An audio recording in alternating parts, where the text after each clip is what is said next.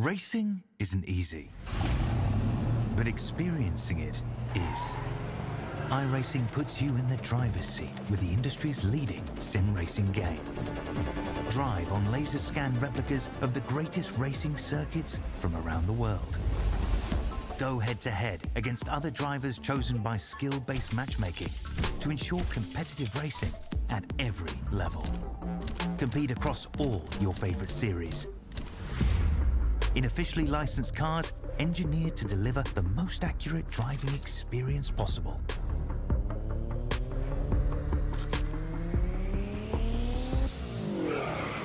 Join a race or host your own with players from across the globe.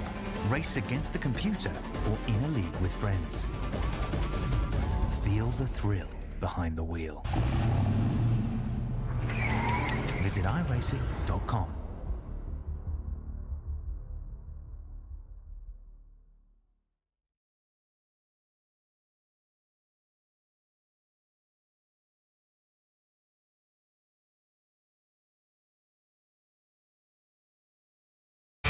Screaming, tires bleeding, virtual cubes, the motor's breathing, engine thunder from down under, piston fire, turn asunder, put your name in lights.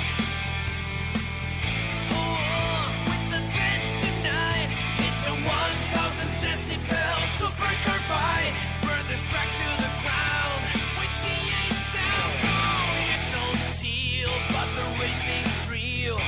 Pedal down every pass you feel. Step right up and place your bets. This is us, the V8 Vets. Put your name in lights. Put your name in lights with the vets tonight. It's a 1,000 decibel super carbide. Burn this track to the ground with V8 sound. Put your name.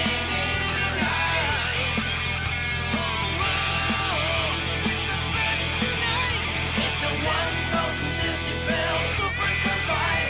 Burn this track to the ground with V8 sound. Burn this track to the ground. Come on now, put your name in lights.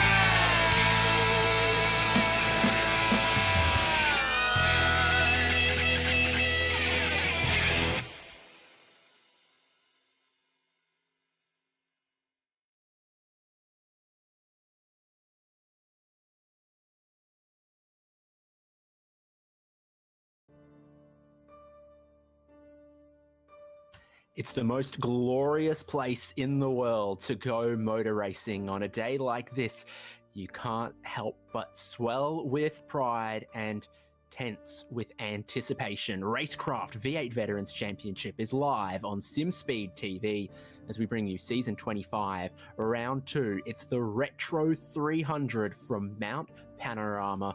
Lots of unique liveries are going to be on display for a long and challenging, but hopefully rewarding 300 kilometers of the mountain.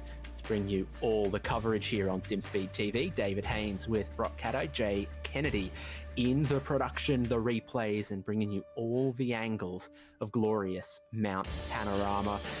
Brock, can you feel it? Is it in your bones? Is it in your fingertips? It's Bathurst time. Hello everyone, it is great to be back here with the V8 Vets, and I can absolutely feel it. We're in October now, the AFL Grand Final's gone, the NRL Grand Final's nearly gone, Bathurst is well and truly in the air at the moment, and it is the great Australian track. So I love getting to come here in the sim, watch it in real life. There is just nothing quite like Mount Panorama in Bathurst, and here it is here. It's our holy grail. People talk about making the pilgrimage, and it truly is to this circuit with, look at it here. All the iconic names. We've got Hell Corner down Mountain Straight to Griffin's Bend, the cutting through Reed Park and Sulman, McPhillamy into Brock Skyline, the S's, the Dipper, Forest Elbow, down the long Conrod Straight, reaching nearly 280, 290k an hour, through the chase, back around to Murray's Corner, and then do that all over again for 300 kilometres tonight. Setup and conditions dependent. I have seen north of 290 down Conrod Straight for these Gen 3 supercars that we have in action. for RaceKraft V8 veterans. So yeah, an eye on speed, depending on the weather, the tow, the setup, final drive ratio, which way the wind's blowing. We'll keep an eye on the speed, but it's a big 300 Ks ahead of us. And that means that the strategy options slim just a little bit, because you're going to do a lot of laps, you're going to do a lot of Ks, you're going to burn a lot of fuel across this 49-lap race. To be a classified finisher, you've got to do 75%, and for today's race, that means 37 laps. Starting fuel of 80 litres, refill capacity tank capped at 93.1 litres. Does sound suspiciously like an FM radio station. You're tuned into 93.1 litres. Fuel burn, of course, is large, around a 6.2 kilometre lap with a lot of time at full throttle. So the total fuel drop across the race is going to be north of 150 litres most likely. The critical lap is quite deep in the race at sort of 29 to 30. Got those 2 compulsory pit stops, but in a 300k race, the strategy is going to be decided by the fuel gauge more than ticking off the steward's requirements.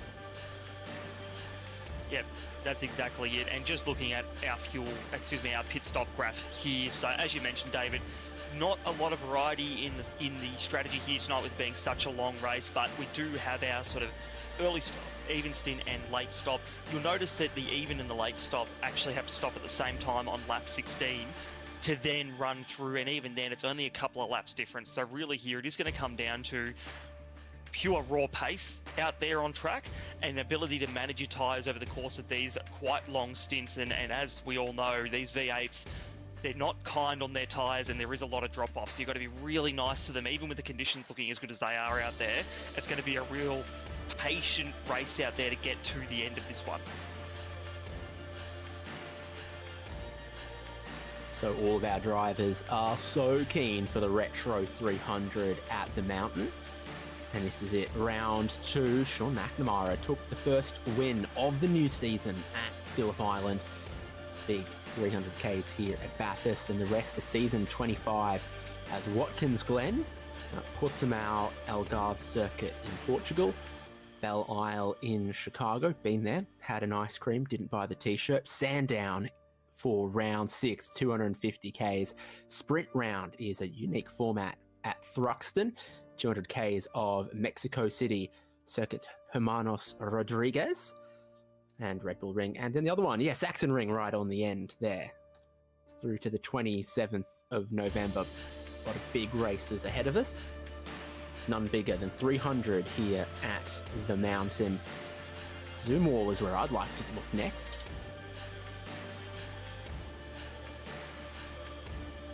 We'll get there in a sec, Brock, and tell me who you see. Look at that. We've got another bumper crowd here tonight on the Zoom wall. So we've got none other than Mr. Scott Gamble up there in the top left, Dean Flavel with our Dino Dino that we love to check in with. And it's going to be, he'll be burning some calories tonight with the longest race of the season. Scott Mackay, David Kirby, Swari, I'm not quite sure who I know which one that is. Ray Smith, Sean McNamara, last week's winner and looking fast again this week. Luke Allman, Damien Cairns as well with the heart rate monitor. Highest heart rate, 146. That might be breaking the scale for us. We'll keep an eye on him as well. Jeff Thomas, Michael Stewart, Greg Sharp, Christian Smart, and rounding out our Zoom wall here tonight is Jonathan Gallen. And David, we will absolutely be checking in with these gents across the course of the evening. Yes, Damien Cairns got an Apple Watch where it goes high enough, it'll call 000 for you. Something like that. And I tried to teach you last week, Brock. Over there, center left, it's Dan Hall. Center. Oh, excuse me. I apologize. I looked at the name and I was like, who is Swari Dan Hall? How could I forget with the setup? You should have looked at the headset, the wheel rims on the right. I can't see a mouse, but I'm sure he's got a great one. Oh, and you know what? There's all of that, but also I just appreciate the whole setup itself. We've talked about Dan Hall's setup time and time again this season, last season.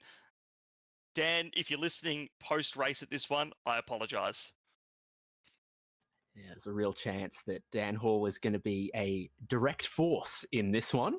We'll keep an eye on him as we will for all of our drivers' big 300Ks. And this is a close look at some of the gorgeous throwback liveries that our teams have whipped together.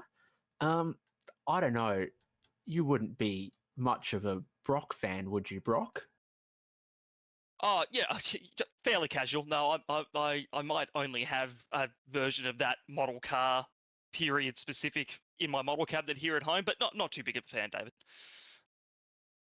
You're not weird about it. Nah, great stuff. Great livery and a throwback, of course, to a bit of Holden Racing Team, Holden Dealer Team, the 05, and this. It's given me a little bit of Russell Ingle, I think, across the top of the mountain. Love seeing this one. McNamara had this one in the first round last week as well. So he's been rocking this one retro already for 2 rounds and loving the Super Cheap Auto throwback. As a previous Super Cheap Auto man myself, this just tickles something within me that makes me smile. So really looking good and clearly giving him a good bit of pace as well. Yeah, that's a beauty. Going to go to Travis Hunt. Now, him and his teammates, big Nissan fans. Not sure producer Jay Kennedy's a big fan of Nissans at the moment, but this one's also a glorious little throwback. And we're not advertising any cigarettes. No, we're advertising delicious flatbreads, if you look closely. Well, nothing wrong with a delicious flatbread, if you ask me, David. Peter Jackson there. Recommend checking out your nearest and greatest Pitta shop, as these guys are so gracefully putting on show tonight. Yeah, I reckon I could take a 10-minute break at 3 p.m, smash one down, one when I wake up, a couple after I've, been out for a beer or two. Yeah, could absolutely smash a delicious flatbread with some hummus. There's heaps of other great liveries out there that we're going to keep our eyes on as well. See how many more we can get through. For Rob Crisdale, is this a bit of Ford credit again? Very lovely. Glenn Great Seaton throwback, stuff. Yeah, I think you're right there. Glenn Seaton. Did Crompton race a similar car as well back in the day? Is my memory eluding me there? Oh, it's stretching my brain cells as well. There's something about seeing the colours, the shapes, but on a modern car and on a Mustang that's sort of, it's like being 8 years old and seeing your school teacher at the shops. You're like, that doesn't compute. I know all of these things. I know that person and I know these shops, but what? Liveries that were once on, VN Commodores and AU Falcons to be on the modern shape of supercar Mustang and Camaro coupes. It definitely wrinkles the brain a little bit as we've now gone to David Kirby with a lovely Penrite retro livery here with Fishy replacing the oil brand on the side of the car, definitely showing the team he's a part of, which is going to help me tonight because every time I see his car, I'll absolutely know what team he is from. But that is a lovely throwback, that one, to some of the more basic Penrite liveries we've seen, but often some of the prettiest. The thing about Fishy oil is it's got lots of omega-3. And that's going to help him stay awake.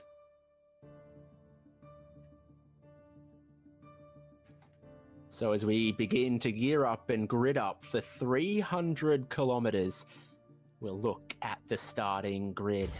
They'll have a standing start at the bottom of the mountain before they roar into life to turn 1, Hell Corner, and then up and over the mountain. Sean McNamara has put it on pole by a very, very slim margin versus Wayne Walker. This could be a fight to watch between the 9.5 Sim Sport and Accelerate Sim Racing drivers. Onto the next row, we find Scott Gamble for Evolution Racing Team and Jordan Ross for Synergy Sim Racing. Row 3, Scott Mackay and Sean van der Meulen, yet more Evolution Racing Team in 5th and 6th. Justin McLean looking absolutely beautiful there in 7th place. Ken Latta will start from 8th. Top 10 completed with Michael Stewart there in 9th place. Jeff Thomas with the 43 in 10th. As Dan Hall, ERT in 11th. Stephen Kennedy can throwback livery there that he's gone and grabbed for 12th place for M1 Racing. Michael Whiting in 13th. Damien Cairns in 14th. A bit more field spread across qualifying than I think we're used to seeing, and how's that throwback for Christopher Burridge, M1 Racing in 15th. Brad Doble, Shadow Racing in 16th. Some pretty deep cuts and some deep throwbacks, not just 2000 stuff, but into the 80s, 90s. Robert Crisdale starts from 17th, and this is a slightly more recent look for John Gallen, Pacific Esports Racing in 18th. At least it feels recent, even if it's 15 years old. Andrew Rushworth, 19th, and David Nash in 20th place. And then we get to look at David Kirby in his Fishy Motorsports Penrite livery in 21st, with Christian Smart alongside him in 22nd. Greg Sharp 23rd and Dean Flavel 24th with his Chico-inspired livery. Love that. Travis Hunt in 25th and Chad Lewis coming out of 26th. Luke Allman out of 35th and, not 35th, 27th, and Gary Buckland out of 28th. Reese DeGoey 29th with another HDT-inspired livery, and Ray Smith out of 30th. Jamie McKnight 31st, and Matt Brunt alongside him in 32nd. Wayne Sanderson, another Chico livery here, 33rd. Brian Minogue 34th. We've got Halil Cesar in 35th and Scott McCune 36th. Chris Miller out of 37th, and the 05 Darren Goosey out of 38th that we were looking at earlier. And I believe that rounds out our grid. No, we've got a couple more. We've got Dean Logsdale down the back here. Looks like he hasn't set a time. And that is our grid. So Logsdale, interesting one that he's right the way down the back, because we usually expect to see him a bit further up the field. So look to see something there. But bit of grid spread, but looking like it's going to be a fun race out there tonight, David. And the classic big grid at the mountain. There's a couple of drivers are around the final corner at the National Motor Racing Museum. 49 laps is giving us 300 kilometers of the mountain. There's ridges all booked out for the 1000 this year, all booked out for the 12-hour next year. Maybe if you want a room for a big race in 2028, you can put your name down.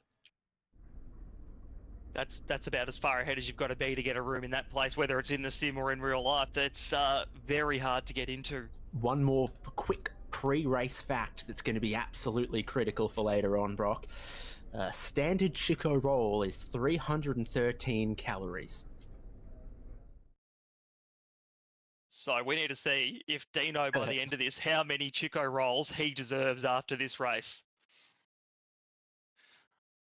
I like the maths on that one. First one, it tastes pretty good. The second one, it still tastes pretty good. By 3 or 4, you might have a little bit of cabbage fatigue.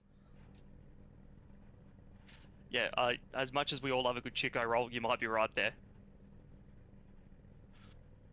So I'm going to throw out some of my drivers to watch in this one. Jordan Ross is starting from 4th place, but we've seen race pace from him that's been a little stronger than that at points. Ladder starting out at 8th. Dan Hall out of 11th. And who else have I seen turning a lot of laps of the mountain? Christian Smart, I think, has done a couple. He's starting out at 22nd with his crew of Fishy Motorsport.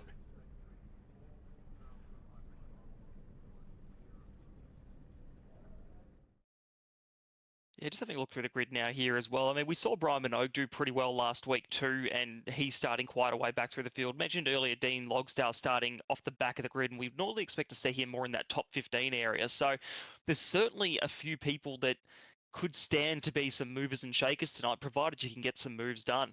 This circuit is not the easiest one. You really have to think about it and set yourself up to make a move around here, because it's not just about one corner, it's about setting up the run along the top of the mountain to get that run down Conrod. So I'll be curious to see how these guys handle that tonight and see if we get some big movers and shakers for our driver of the day later on. Absolutely, lots of great partners on board for another season of RaceKraft V8 Vets. More on them later. 5-second board displayed. All 41 drivers are on the grid and ready to go. We begin the starting procedure with 300 kilometers ahead of us, 80 liters of fuel in the tank, 2 compulsory pit stops. McNamara on the pole position has the dirty side of the road. Jordan Ross, massive wheel spin from the grippy side. Here comes Wayne Walker to challenge around the outside of Hell Corner on lap 1. Good grip around the outside there. Gives you potentially the inside for Griffin's Bend, which is cambered. You want to be on the inside. So that is a perfect getaway from Wayne Walker from the standing start, perfectly executing turn 1, and they'll come over that crest on Mountain Straight side by side with Scott Gamble behind from second on the grid, and equal time to Sean McNamara. Wayne Walker is going to lead us over the mountain for the first time. Travis Hunt's got a black flag for a jump start. Jordan Ross has gone from 4th back into 5th, finding his rhythm and his mojo now. Great start there for Walker. You can see McNamara just boggled a bit. He just couldn't get it off the line, and Walker pounced on him. Really, really well done to get that done into turn 2. And now they're firing away across the top of the mountain. Ross having a little sniff here down the inside of the grate. You don't usually see that. Watching the field peel through McPhillamy into Skyline. Jordan Ross looks like he is in a hurry here. 300 kilometres of racing, but Ross is not sticking around as we come down through the S's now. Watch them all file through, take a bit of curve, dirt flying everywhere. Brakes being pinched and locked down through the dipper, and now we head to the elbow. Not much room to get much done through here. As I mentioned earlier, it's all about that setup as we look at Dan Hall now. Great shot there, coming around into the elbow. They'll set themselves up and start to fly down Conrod Straight. You know what hurts is when you jump the start and you don't get any benefit from it. Travis Hunt is down 4 positions and has a black flag. Scott McCune has big damage in the number 77. He's just flick spinned around before the elbow. Race lead. Wayne Walker still leads us, but he's got McNamara pressuring him. Scott Gamble and Scott Mackay, 291 kilometers an hour through the chase. Vandermeulen, 296. Ooh. These guys are geared for some speed, and it's lovely conditions. 24 degrees Celsius track right now. Could heat up as we go. Wow, that is really knocking on the door of that 300 kilometres an hour that Cochrane Skate Club will talk about every year at Bathurst. And these guys, they might just get there, as now we come across. Lap 1's done. We're on to lap 2 of this 49 lap 300 kilometre race here tonight. We've got this replay here, I believe, of Scott McCune. As he's coming through the S's. All looking good here, the dipper. Let's see what happens where he gets this damage. Still looking, oh, he's had a spin by the looks of it, just right into the concrete wall. That will have created some serious damage in the front end of that car. Really unfortunate this early in the race. Travis Hunt's been through the lane for his drive-through penalty. Scott McCune is still going. Oh, Vandermeulen at the cutting has had a big moment. He's dropping back, made a tiny bit of car-to-car contact. Now he's going to get squeezed by Michael Stewart. Goes around the outside, heading up over the hill and underneath the tree. That is 4 spots lost since the grid for Sean Vandermeulen. So he gets in a bit hot. Oh, he has a massive amount of rear locking going into the cutting. Yikes. Yeah, that'd do it. He's lucky that thing's only lost 4 spots. Yeah, that was some Tokyo drifting stuff we just saw there. A great job catching the car, and someone did come through and collect him, so there might just be a little bit of damage on the front of the car that he'll feel through this stint. That was Ken Ladder, I believe. There you go, on screen now, who just collected him a little bit, but both seem to still be going okay with not too much of an issue. And in fact, Ladder's up 2 positions at the moment, and still just can see the back of that Blue Synergy Sim Racing car of Jordan Ross ahead of him. So he'll have his eyes on at the moment. He's got clean air up ahead of him, and we'll be trying to drag up to the back, because the draft is powerful here at Bathurst, and this is where the games start to come in. Do you fuel save? Do you go for a move? Like, how do you play this first section of the race? There's a great view of the Ridges Hotel. I think even if you haven't got a room, you can pop into the bar though. Jordan Ross is in 5th position behind Scott Mackay. Top 3 getting away a little bit. We get our first flying lap of the race, and Scott Gamble picks up the fastest lap with that one. Jordan Ross doesn't set one because he got an off track somewhere. A couple of other drivers are going to fall foul of the same thing, like DeGoey, who may have cut Skyline in the runoff there. Basically the only place across the top of the mountain where you can get a course cut penalty and keep your wheels on your wagon. No defense here at 4th place. Jordan Ross is going to look to the inside at turn 2, Griffin's Bend. Absolutely, that's where you want to be. He's going to go through into 4th place that he had from the grid. Great move there, and now we're on board with Sean McNamara, so locked in. Obviously, the start wasn't great there, but he has not let Wayne Walker get away with anything since then. Right on the back of him here, coming up through Reed and Sulman. Looking focused, but cool, calm and collected, wanting to back up a strong result from round 1 with another one here at Bathurst in round 2. Great camera angles here. So we're going to see how close he gets to the outside wall. About as close as you'd want to. They are pushing on early in this race. You can just see Scott Gamble in the background there and in the camera in the bottom right, really wheeling and dealing. This gives you a real good idea of the undulation of Bathurst and the curves you hit and how you feel that through the steering wheel in iRacing. And it is something, the cars you've got to muscle around here. It really does mean that. Big day for fellas with black shirts and white wireless headsets.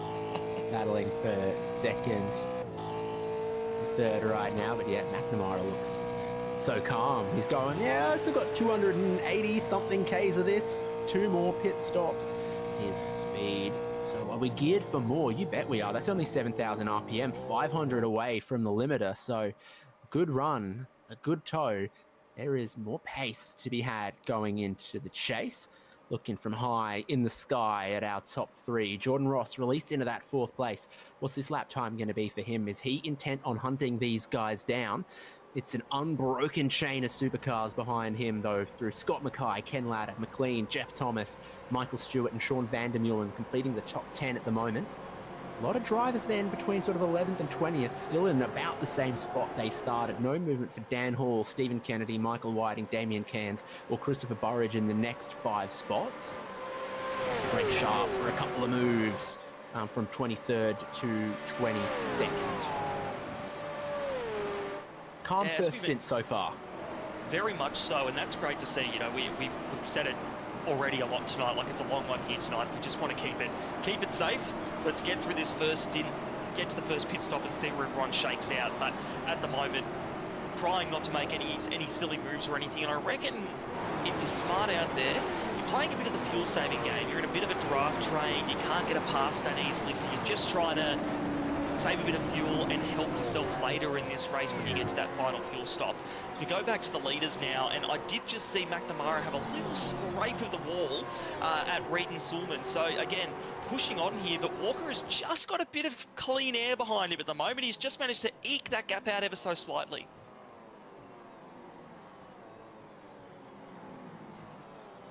How cool is this?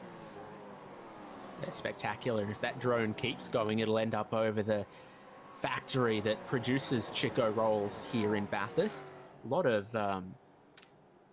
fresh produce, frozen food, canning, whatever going on in Bathurst. Oh, the Red Top Soccer Club. Get a good feed there, as evidenced by the roll. Yeah, by the big extraction hood thing on the top of the building. You know they got a fryer going in there. Bacon and egg roll on Bathurst 12-hour morning. You could not ask for anything better from the canteen up there. And the people are pretty good too, I got to admit. They're lovely staff there, but unfortunately we're back down the bottom of the mountain, so we'll go back to Red Top shortly. But here we are, coming around again. It's all status quo in the top 3, but just squeezing up a bit. Gamble's managed to come back a little bit closer this lap.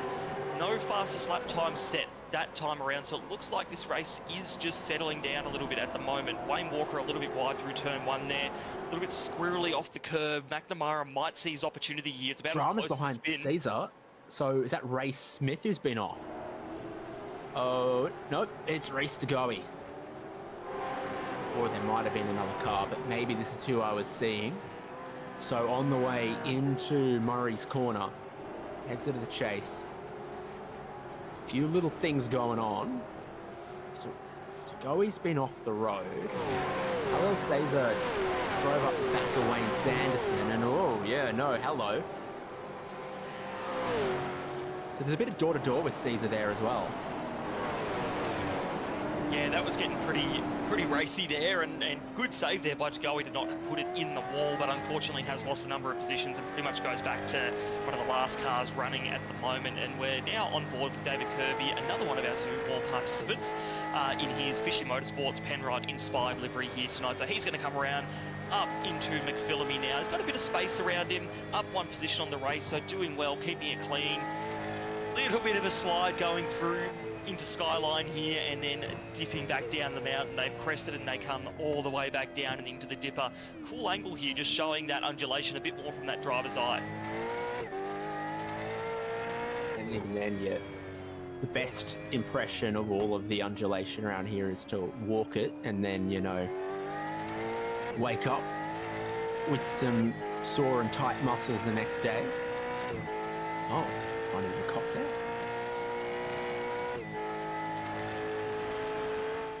Jordan Ross is catching that top three big time. That's my room. I'm going to get some pizzas delivered. Going to ring reception. But Jordan Ross, he's catching in on those top three. Oh, Dan Hall just ahead of his teammate Sean van der Meulen, now 5 spots down. So Hall's moved into the top 10 at the expense of Sean van der Meulen, who I guess the only mistake we saw was struggling with rear balance in the braking zones, just locking the rear tyres early in a braking zone. Yeah, and that's such an easy mistake to make there into the cutting as well for Van der Meulen. It's just the car's unsettled, you're going over the bumps, you're trying to turn and brake at the same time. It's so easy to do, but a great save. McNamara's done this a couple of times now. I think we are on board here. Oh, Van der Meulen actually hit the exit wall at Elbow, so Forest Elbow, excuse me, so no wonder he was slow. So Dan Hall got the run of a lifetime here on him. But we're going to flick back to the lead here because it is all on, and now we're looking at Ladder battling it out here into the cutting. Okay, these guys are starting to pick up the pace a little bit. Ladder's up 2 spots, so I think one of them's been at the expense of Justin McLean, one of them's been at the expense of Sean van der Meulen, starting 8th and then up into 6th now. Ken Latter. Had a couple more flying laps. Jordan Ross's best, 207 flat. 207.1 for Latter, 207.4 for Scott Mackay up ahead. So Latter does have a tiny bit of speed to burn right now. Going to turn to OE, yeah. So Miller, Caesar, a couple of other drivers here in 2 lanes, heading up towards Griffin's Bend. Miller in the purple, Caesar with the Cooler Master bonnet on the outside. And then we've got your SLS racing guys that have been a little bit delayed back there. Jagowi and Minogue sneaks through. Yeah, fairly classic turn 2 bingle, that one. I tell you what, McNamara every lap, he makes my heart skip a beat because I reckon he's going to go for it. And then he just pulls out of it, and he's just playing those mind games with Walker. But in the background, speaking of mind games, I reckon Gamble is going to be looking in his mirror a bit more than he's looking in front of him because Ross is right here. This is the battle for the top 4 at the moment, nose to tail, as they come across the start lap 7.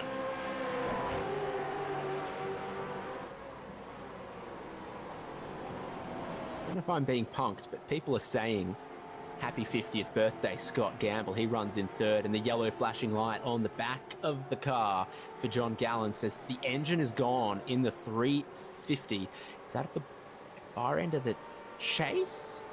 He's deep in the chase as well. Yeah. Is that it? The race leads on as well. Top of screen, you see Sean McNamara will go through on Wayne Walker after waiting a patient 6 laps. He moves down the inside and into the race lead. Yeah, that move had been coming. That move had been coming for a little while there, and we've just heard. Oh, sorry. Gamble has had a massive slide there, and Walker as well has had an issue. So it is all going on here. They're going to be stacked up here, but slipping and sliding, and potentially a touch to Gamble from Ross as well. All going on all of a sudden. McNamara goes to the race lead. Wayne Walker begins to struggle with traction. Jordan Ross gets such a great run out of the cutting that he's knocking on Gamble's door. And this is what happened. Issues.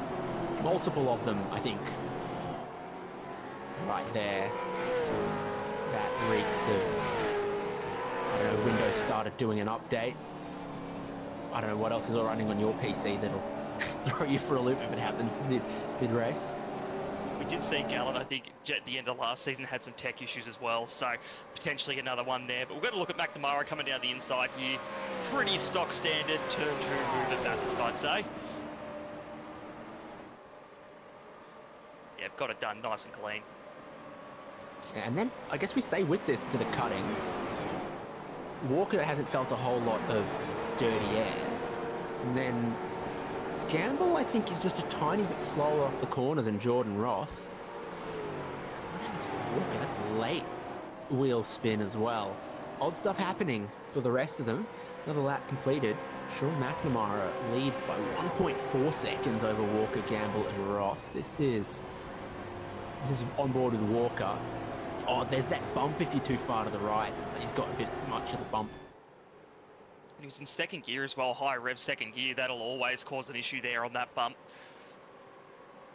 We're back live now, looking at Walker, Gamble, and Ross. So they're line astern again. So after all that craziness, no more has come out of that. But what has come out of it is McNamara has now got a 1.4 second lead. You can just see him in the foreground now as we come up towards the cutting. So he's just cleared out of it. We know he's got pace. He showed us that last round. So we know that out front in clean air, he can make something work. But look at this, Gamble is actually looking very racy on Walker. Walker could have cooked those rears a little bit with that moment he had last lap. We're about halfway through this first stint at the moment, and not the right time to be cooking your tyres when you need to drag these things another 8 or 9 laps. So we love to look at Michael Stewart's camera and, find the racetrack that we're at. Now we've got to look at Scott Gamble's camera, because it says, first tap is a warning, second tap, you're off. Well, he's got 1 tap from Jordan Ross, so there's only 1 left in the bank.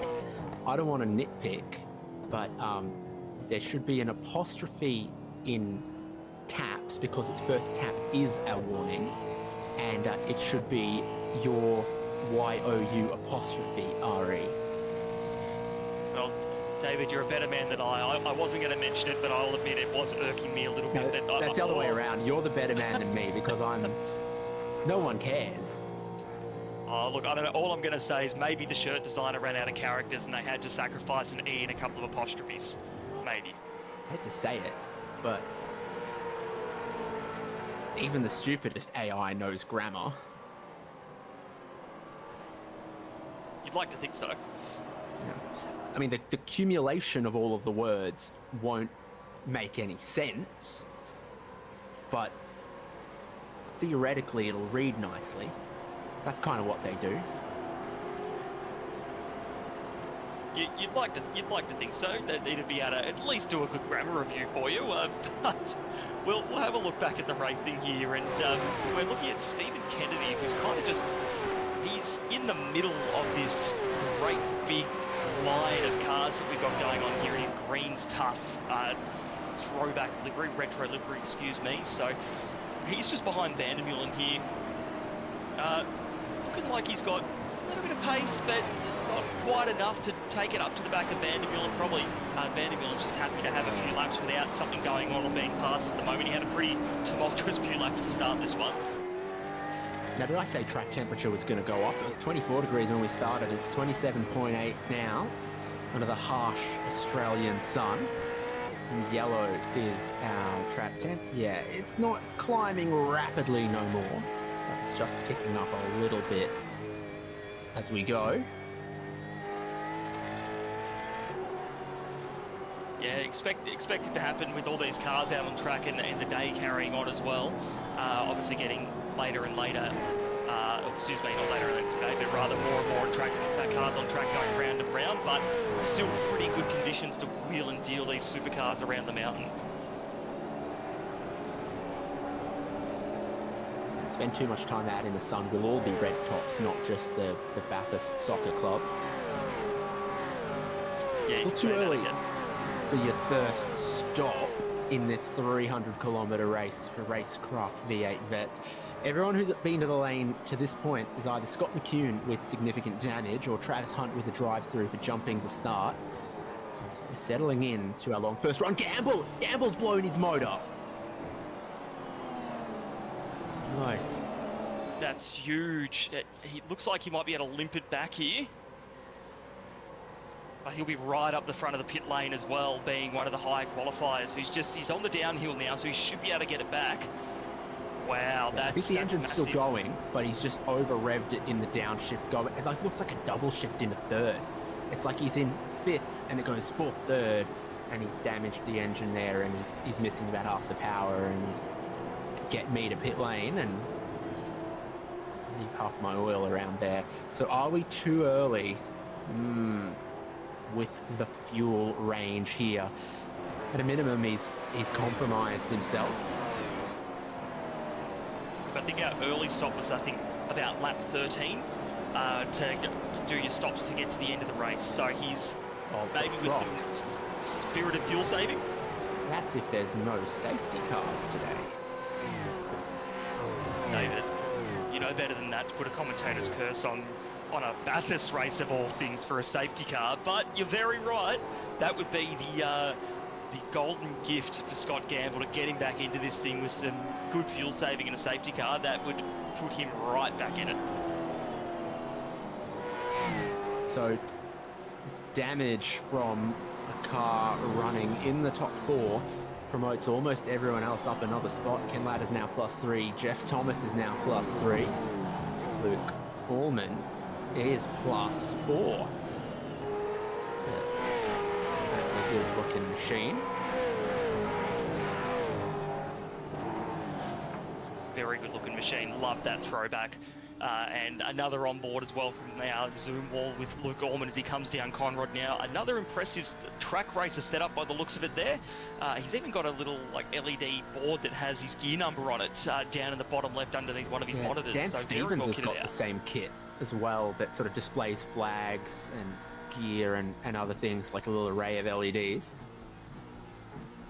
Yeah, very, very cool sim. One that it makes me want to live vicariously through the guys that have these awesome rigs and get to race them like this, because I just race at a wheel stand with my desk chair. But we all go about it one way or another. Allman down to the last turn now. He'll come round and start his lap 11 here, coming down to the turn one.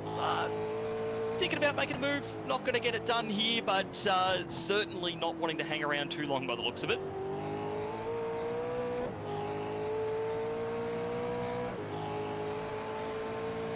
Spreadsheet says from Devonport, Tasmania for Luke Allman.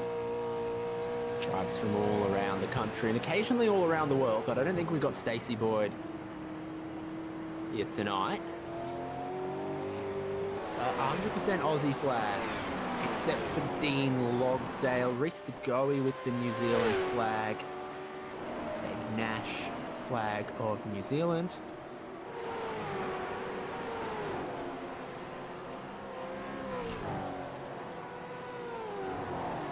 David Nash there, Brizzy, and we've got Reese DeGoey over in Perth. You know what, these later races are perfect.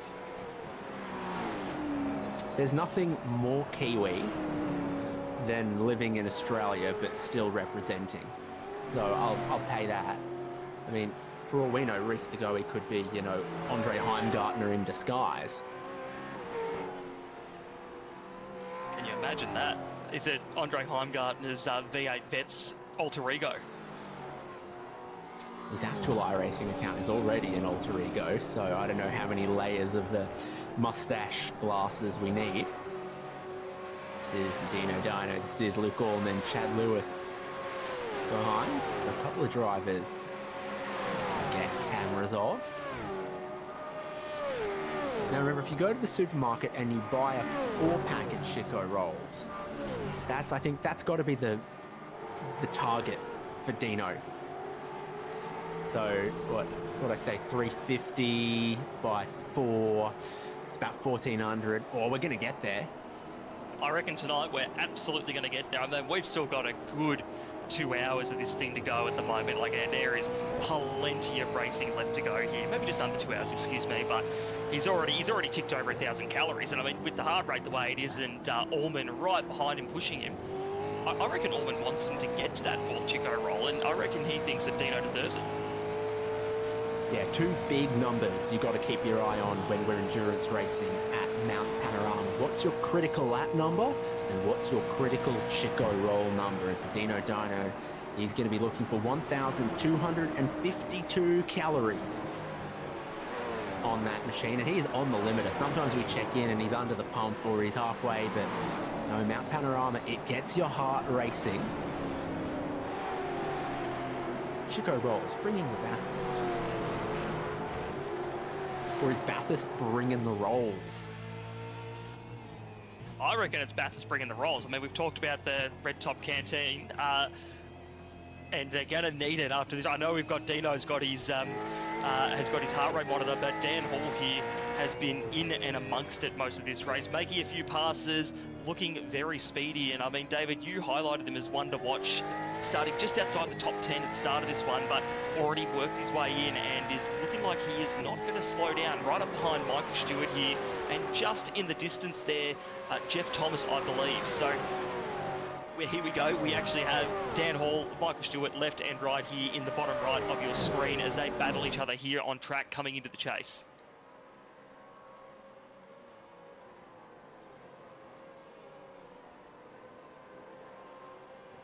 Darren Crosby was telling me today that he's also supporting Michael Stewart's coaching on a Monday night and donated to the Balin Stewart Foundation in support of that as well. And you don't have to look too hard on the greatest racing tracks of the world to find Mount Panorama, because it's a big track, 6.2 kilometers. Beautiful shape. Board here with Dan Hall. You know he's quick because he's using Joel Real Timing, and that is the timing app of discerning, intelligent iRacers. I feel like that might have been a self-plug there, David, if I'm being quietly honest on that one. Oh, dramas on the pit straight. Chris Miller has caught the rear bumper of another driver. And it's this one. Dramas on the front straight for Ray Smith. Thought Ray Smith had been involved in something a little bit earlier, but now he's really missing his bumpers. Now we're watching side-by-side action into the cutting. Okay, it's Rushworth and Sharp here, still side-by-side. Guys, this never goes well. Oh, hold your breath. Wow, I thought that was going to go really bad really quickly, but they managed to pull it off. Sharp getting past Rushworth in that exchange there into 20th as they come through the Great and up into McPhillippi. But wow, you don't often see guys go side by side through there and it all go well. Okay, so this is what we're looking at. Chris Miller, Ray Smith coming off the final corner.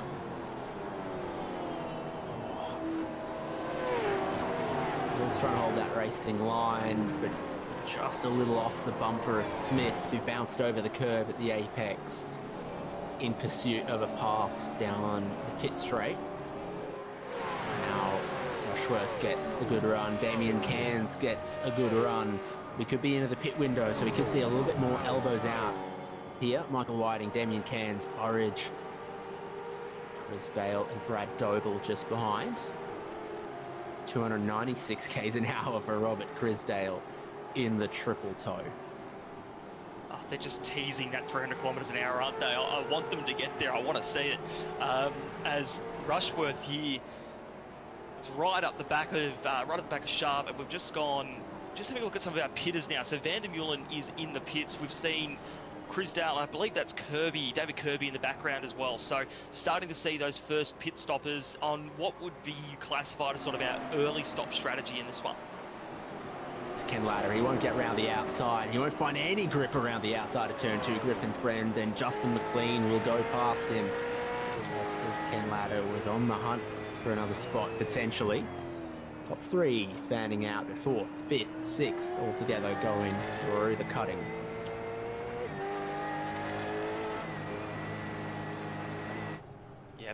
Seeing a little bit of spacing now. Miller in the pits as well after that incident on the main straight. Ray Smith here too. Logsdale is in. There you go, that damaged Ray Smith car in. And David Nash at the cutting has had an incident now, so he will limp off. A bit of damage to the front of his car. Awkward spot to come across a slow car here because it's a bit of a blind turn, but he's gotten going again. Wonder what's gone on to him there. That a weird spot. He's by himself by the looks of it. He'll come round, probably just gassed it up a bit too much on these old tyres. That's exactly it. Gotten a bit of concrete there, unfortunately, but he's gotten back going, and I imagine we'll see him in the pits this time round. I love all the little stuff around the track that iRacing have scanned that they actually take down on a race weekend. So there's the 60k an hour speed boards up there. There's a mirror at the cutting there, so you can see the oncoming traffic when it's a two-way road. A couple of little things. Got a few things that are permanent. The hotel, Robbo's mailbox. Like an Austin 7 or something back there, and a few other little things. Oh, that's wide from Mackay in fourth, 2 cars ahead of us. We're on board with Ken Ladder chasing Justin McLean, but McLean's also beginning to chase Mackay. We'll get a couple more pitters. Michael Stewart, Dan Hall. Looks like a bunch of the Evolution Racing Team guys are going a little on the early side for the first stop, trying to get to some clean air. Oh, and up the hill, McLean, bad drive. He caught that curb on the outside of Hell Corner. Now Ken Ladder is exactly where you want to be. That's it, and he's pretty much got the move done now, and it is done there down in the turn 2. So that's your favourite type of move down Mountain Straight there, is you get clear before you even reach turn 2, and then you take the racing line and fly through there. So great move, textbook as they say. And in the off to the right there, we've seen Michael Stewart, Dan Hall, and Brad Doble all come in, and our race leader, no, excuse me, that's Michael Stewart, not our race leader, apologies, but all serving their first pit stop roughly around when we expected most cars to be coming in. And there goes Scott Gamble. So Gamble has gotten back past Dan Hall, so that would put him effectively around that top 10 mark at the moment. So as you said, David, probably hinging his hopes on some sort of safety car intervention to save some fuel and get back in this, but not all hope is lost for Mr. Gamble at the moment.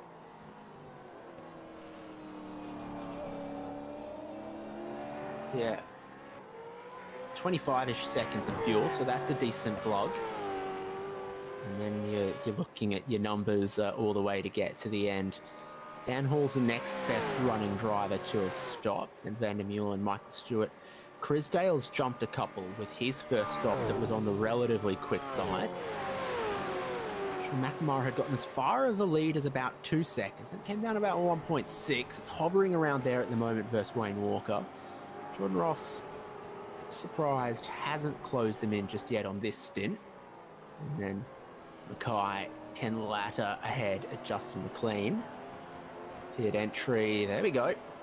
Surprise, surprise, Evolution Racing Team, Scott Mackay. There we go. So starting to see a lot more of the field cleanse here. We'll get a few more go back around. This lap 16 was kind of our even and long stop beginning of the strategy, so this is where we expected to see a lot of people begin to come in at this lap 15-16, as now we see Christian Smart peel off and hit the lane. We'll be on board with him as he comes to the big stop down to 50k an hour. Perfectly done, look at that. Pit limiter engaged, he's taken a look at that, taking a breath, 16 laps at the mountain, 15 laps at the mountain, done, take a breath, get some fuel, have a drink and get back out there.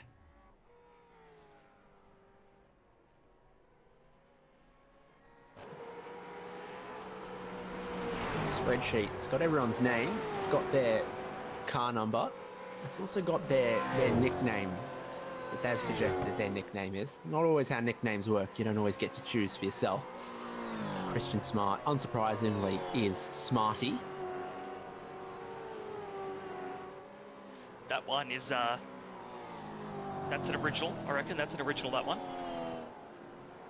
There's only one that I'll contest. There is no way that Brian Minogue's nickname is Bryzer.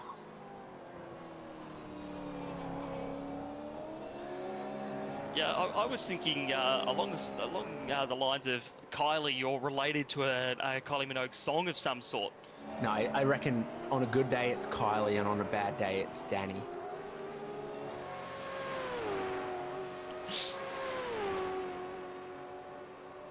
I got nothing, David. You've won that one. Yeah, annoyingly me and producer Jay are sharing the same brain cell on that one as well. So that's how it is. You've got your top 17 that haven't stopped. It includes Brian Minogue, Darren Goosey, Wayne Sanderson, and then up towards the top where Sean McNamara is coming in.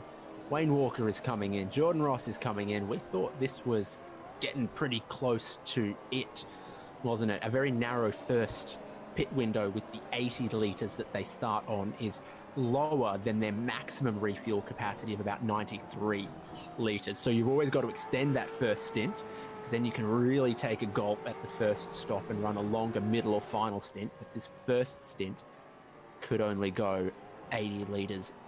We're getting everyone in. It's about the stop times, though, because you don't have to completely fill it at this stop. You could take another 80 litres. You could take 93 litres. You could maybe try to gamble on, 75 or 70.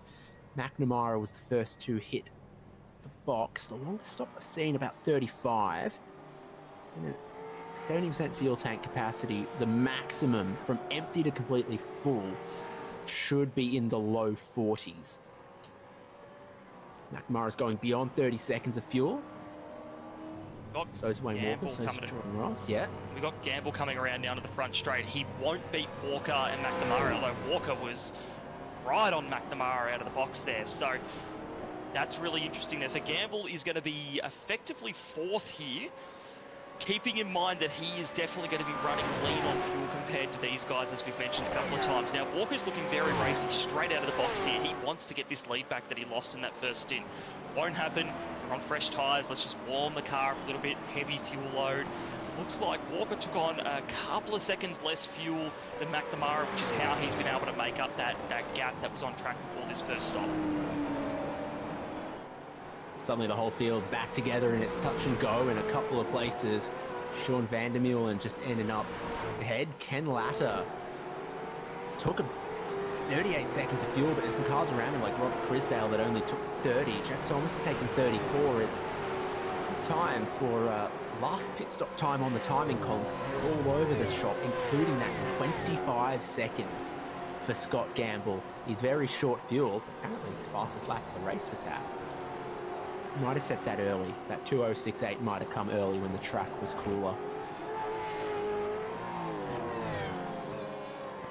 Yeah, definitely showing some good pace, and in fact, McNamara and Walker basically have the almost identical fastest lap, and I mean, similar to their qualifying performances, basically identical there too. So these two are definitely the pace guys of this Bathurst race here tonight. With Jordan Ross slowly, I just feel like Jordan isn't quite there tonight, at least in these earlier stages of the race. We just haven't quite seen the pace we'd normally expect out of him. But we did talk last week about how Jordan Ross, he's been winning a lot, but it's really elevated the pace of the V8 Vets here, trying to beat him and really take it to him. And here we're seeing McNamara and Walker do exactly that at the moment, with being in first and second, with Jordan just behind them coming over the crest into the final turn. Dan Hall, Scott Gamble, Sean Vandermeulen. A couple of ERT drivers there. And I'm going to put to you, I don't think Sean Vandermeulen's racing from Tasmania. Maybe he just likes it cold. I do have to say, there you go, Terralga Victoria there for Sean Vandermeulen. I will have to say, I have the exact same pair of SimSpeed gloves, so I absolutely love them. Do you own a t-shirt? Good taste there. No, am I supposed to? As was that? Do you own any t-shirts? No, not one. I just go without, usually. Okay. Reverse Winnie the Poohing it. Yes. Gamble had some dramas here. Now he's got Michael Stewart around the outside, making a little bit of contact with the wall on the way into the cutting.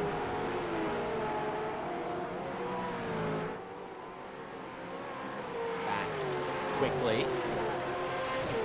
Oh, re-locking on the way into turn 2, Griffin's Bend. Done a half good job of modelling an Australian transformer on the power pole there.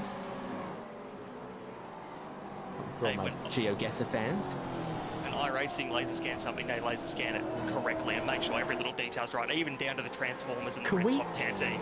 Can we get a Stobie pole for the Adelaide Street Circuit? I'm sure you can put in a request, whether they listen to you or not. We've established that selectively they listen to SimSpeed. Selectively.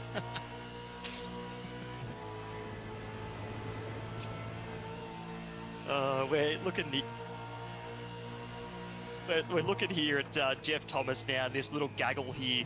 So this has all been kind of caused by Scott Gamble's incident, really squeezing this pack together. And by squeezing, I mean squeezing. We're getting real comfortable here with each other. So Gamble's up there at the front of this one. We're looking on board with Justin McLean in 11th. So this is from 6th back to 11th as McLean throws it down the inside of Crisdale and makes that happen. So he's like, I'm getting the move on here. I don't care who's ahead of me or not. Now we're looking at Jeff Thomas, who's looking on Michael Stewart. Michael Stewart might be carrying a little bit of damage because he did actually make the wall, trying to avoid a slow Scott Gamble on that last lap. So just be aware there could be some damage there, but for the time being, Jeff Thomas is locked on the rear bar of Michael Stewart and is looking to make a move here down into turn 2. So did Scott Mackay have a pit stop problem? Because his pit stop time and his lane time do not gel for me. It's a very long stop back with Scott Mackay. He's at the tail of this group, and obviously it's pretty costly. If you were one of those drivers in the top 5 and you took a big drop of fuel at the first stop, you've ended up in this pack behind Scott Gamble, perhaps behind Robert Crisdale. It could be slightly costly. 66-second lane time. Okay, it checks out. Versus a 1 minute lane time for Sean McNamara.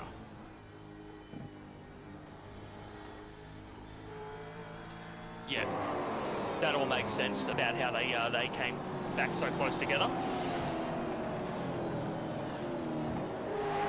Looking here, we've got Scott Mackay as well, his camera there. Yet another, we've got some really good Zoom wall participants at the moment. I'm loving seeing so many of them up there, but what do you do if you're Mackay? Like, this is it's a pretty precarious one. Do you save your fuel? Well, we're gonna, you know what? This will be really interesting to me. Sorry about the fuel there. Let's look at the speed here, because he has got a pretty nice draft from a few cars up ahead of him. Let's see what he can get up to here. He's going 290.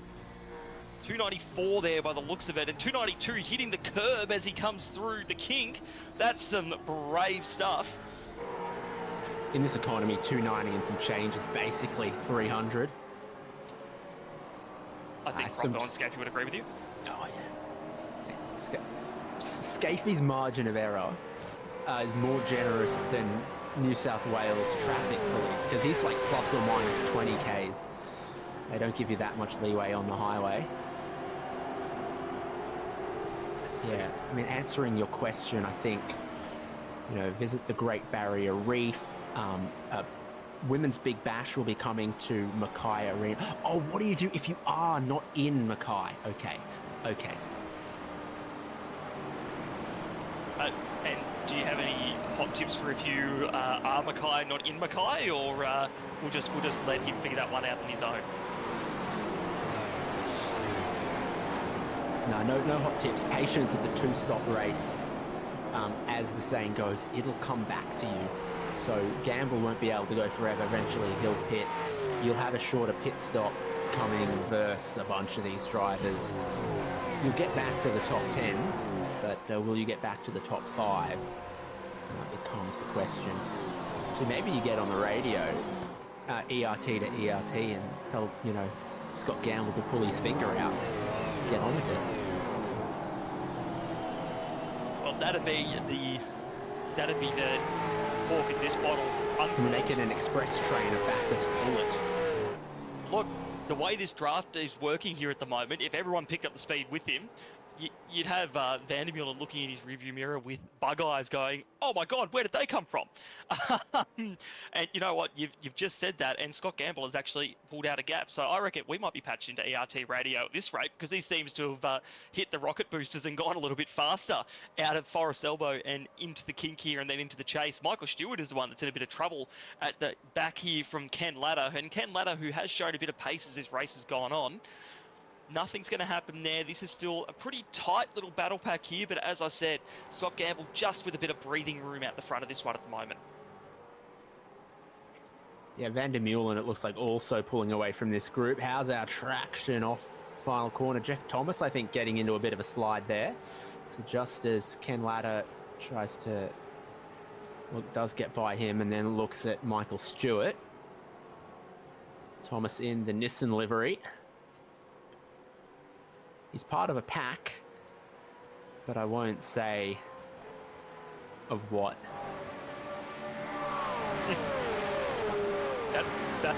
I see what you did there, David, and I appreciate the restraint to not say the end of that one, because me personally, I can't hold myself back. As soon as I start the phrase, I've got to get it out. If it was anyone other than Gentleman Jim that said it, it wouldn't be fit for broadcast, but I reckon you can give it a whirl once or twice in the highlights. And heading up into turn 2, Thomas also ended up a little bit wide. Justin McLean gets by him. So this is exiting the elbow towards the end of the last lap for Jeff Thomas. Oh, there's Ken Latta. Hello. Not quite a full Mikolas Kona spec. Just gave it a little rub, bit of a hello. You get away with those ones if it's a square hit. If you're steering straight and the car's just moving around a tiny bit, walks itself a bit wide, you won't be the first, you won't be the last driver to give that concrete a bit of a scrape. Yeah, absolutely not. Eddie, it looks like Watch Latta here. There. And Latta, that was wriggly there. He was really pushing. I reckon he's trying to get a bit of a wriggle on here. Pretty long gap back. We're looking back from Michael Stewart here and on board with Michael Stewart with his VR setup at Greatest Racing Tracks in the World poster. As now coming through the kink, Latta, wow, is he going to throw that one down? Nope, he wanted to, but he's not going to get it down there. But that closing speed was immense down into the chase. He's really testing the strength of his brakes here. Michael Stewart racing from the Sunshine Coast, God's own backyard. Beautiful day today. Don't rub it in for us Melburnians who've been shivering through a cold spring day. I looked around today and I thought, are there any clouds in the sky? There's one. Oh no, that's the moon. Only a bit of white in the sky. David, stop. You're going to convince me to move up to Queensland. No, we're full. Can't have that. You're full. Excuse me while I remove the knife from my heart. All right, we can get on with it now. No, you're allowed to visit though. You and every other Victorian can pop into Noosa. That's our locality, Noosa. Yeah. So this is pretty tight still. Ken Latta gonna muscle on. Everyone in front of him has got less fuel than him. Next stop around, he'll jump them. But for right now, in what could be a long middle stint, he's got pace that he's not able to flex.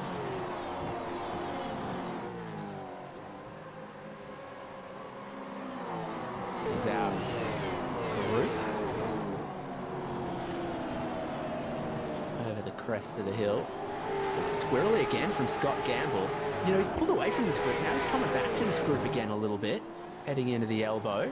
He's got to defend from Michael Stewart crawling all over him. Ken Latta crawling all over him. Is it getting tight? Yeah, there is Mount Panorama, one of the greatest racing tracks in the world. It could be the only track on that map and it'd hold true. You won't have any argument from me, Hainsey. None at all. I love this place. Speaking of loving this place in one of its most iconic locations, oh, that's a big dive down the inside there. Wow, okay. That's, sorry, I didn't quite see who that was. But that, Mackay, massive move down the inside. I was worried that was going to turn into a T-bone. Clearly, it's not ended up in anyone getting punted, but that was, I thought it was all over for a second there. That was big commitment and good avoiding from the cars around him to make sure a bigger incident didn't occur there. But that has created a little bit of spacing at the back end of this group as Mackay is continuing to try and find ways through and further up the field. Yeah, get a load of this now. You got Stephen Kennedy and Michael Whiting just back there closing in yet further on this group. So he has a look down the inside of McLean. He's in way, way deep. Way out wide. And, yep. Just checking with our leaders. These guys are, well, they're really in their own race at the moment. Half a second between Sean McNamara and Wayne Walker, but they have... And what's with Jordan Ross's last lap? So we had a 207.3 from our leaders, and it was a 209 from Jordan Ross. They've gapped him. Something serious. Could this be some fuel saving from Jordan? He might not be able to beat him on track, but we know he's been good with a bit of a strategy here and there. So maybe this is just all part of the game, or maybe he is really just disagreeing with this car, track, and temp combo at the moment, because McNamara and Walker are just having a field day here.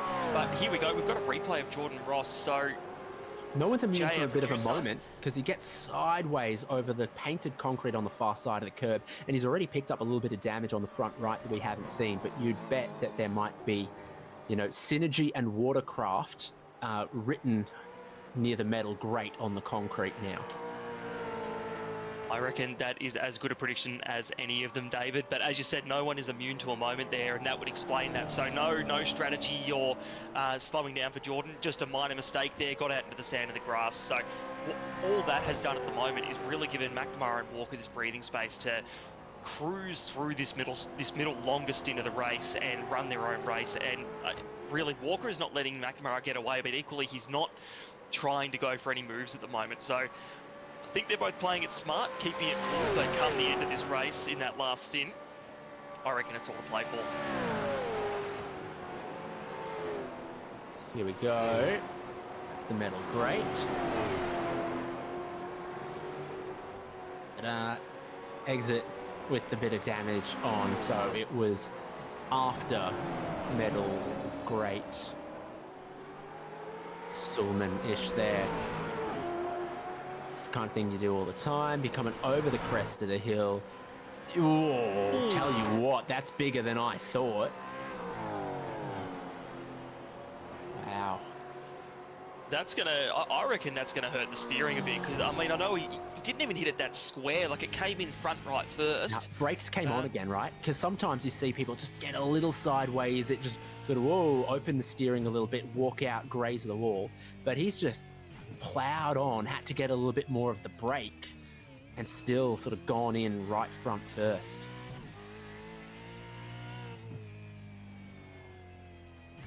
Oh, that's when he knew.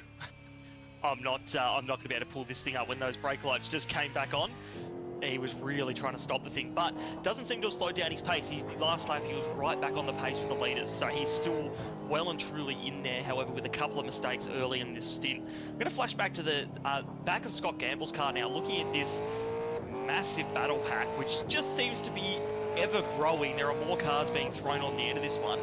Gamble's having a 10-car battle now, we're being told. Gamble is having a bit of a chat and a laugh. And we're on board with Stewart there as well, who we're looking at the front of from the back of Gamble's car. So all the way from 6th to 15th now, we have a battle pack separated by a few seconds. Ladder down the inside of Stewart trying to make this work. They're going to go side by side here down to the last corner with a bit of contact as well. Ladder still has a bit of overlap. No, he doesn't. Stewart's going to get there, but Ladder's going to throw his nose down the inside. Get this done. Watch out behind, because they are hungry. They want positions. Ladder will get it done. Stewart's going to have to go defensive here. I don't think he'll get the opportunity before turn 1. Oh, lucky. But this has given Scott Gamble probably a much-needed breather at the moment. That move has just separated, given him, oh wow, a second and a half on this little battle pack. So now it is still a 9 to 10 car battle pack, but Gamble's just another second up the road, which is going to give him that breathing space he needs. But now Ladder's released, and we've seen that Ken Ladder has a bit of pace in this one. So will he go and just set the target on Gamble and go chasing him, or does he just try and measuredly run through this stint? I think I know what my answer is. Well, this is ferocious right now. Gamble again, you know, on the yo-yo, pulls away, goes back, pulls away again. Race leaders are bottom of your screen. The pack for 7th, up top of the screen and over the top of the mountain.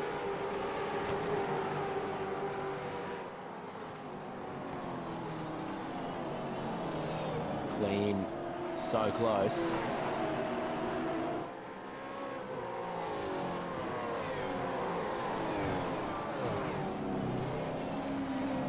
Go. We're past halfway now, and just watching these two leaders almost in a cold war of racing here at Bathurst. They're they're both fast. Walker looks like he wants to pass. Nothing happening, but we're going to go and look at this battle pack here where some passes are looking to happen and where there is some real antsy stuff going on. And Crisdale looks down the inside, not going to get there on the Peter Jackson car that we were admiring earlier of Jeff Thomas. Again, minor Stern. These guys, I'm waiting for something to come to blows. This is some pretty intense racing we've got going on here, but the guys are doing a really good job keeping it pretty well mostly clean. The thing holding them back is that there's still another pit stop to go. So a few of them can afford to be patient. Ken Latta can afford to be just a little bit patient. Justin McLean can always afford to be a tiny bit patient. So can Scott Mackay. Doesn't mean they're going to be. They can afford to. Stephen Kennedy also could jump a couple spots come the second round of pit stops, and he's closed in on this group. And he's got a fair whack of fuel on board. So that could come good for him. Look at Jeff Thomas, just inside of the top 10. It's a really good point you make there about fuel loads, but these guys being so tight together, those who took a bit more fuel versus those who didn't, those who took a lot more are going to benefit a lot out of this battle pack being so tight. And we're going to see some people really jump up in this pack and see a bit of, probably it'll spread out a bit more, but I have a funny feeling that Gamble is maybe trying to do a bit of fuel saving, but he's being really smart about it because he's making sure he's not vulnerable at the key overtaking parts of the track, which is keeping everyone else behind him at the moment. And I mean, as I say that, Ken Latta has already caught back up to the back of Gamble. So either he's got something going on or he is really trying to save fuel at the moment, because we are not even seeing a sniff of a safety car at the moment. So he's got to find some way to get himself back on the prime strategy for this one.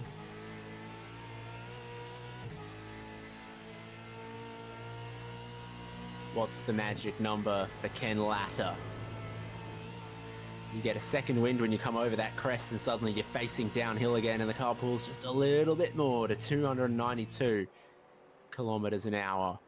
Massive stop there. Jeff Thomas, got to worry about Rob Crisdale and Scott Mackay. A lap down car in here somewhere as well, I think.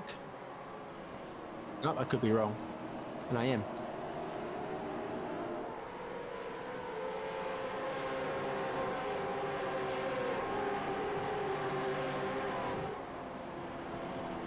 So we're hearing some crazy numbers.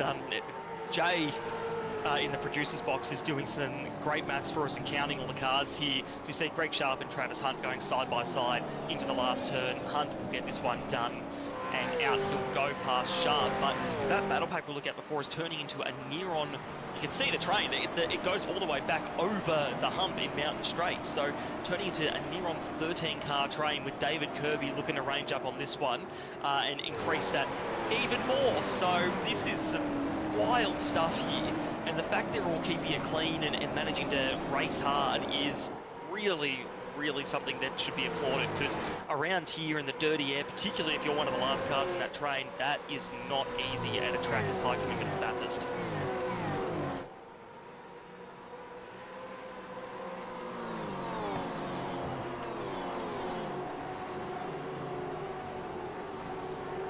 So once again, closing in on Scott Gamble, whose last lap was a 208.5, 208.2 for Ken Latta.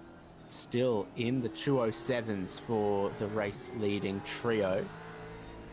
So I think we've got another race here where Damien Cairns' heart rate is a little bit closer to Dean Flavel's. Flavel was sort of running 5 to 10 lower in previous rounds.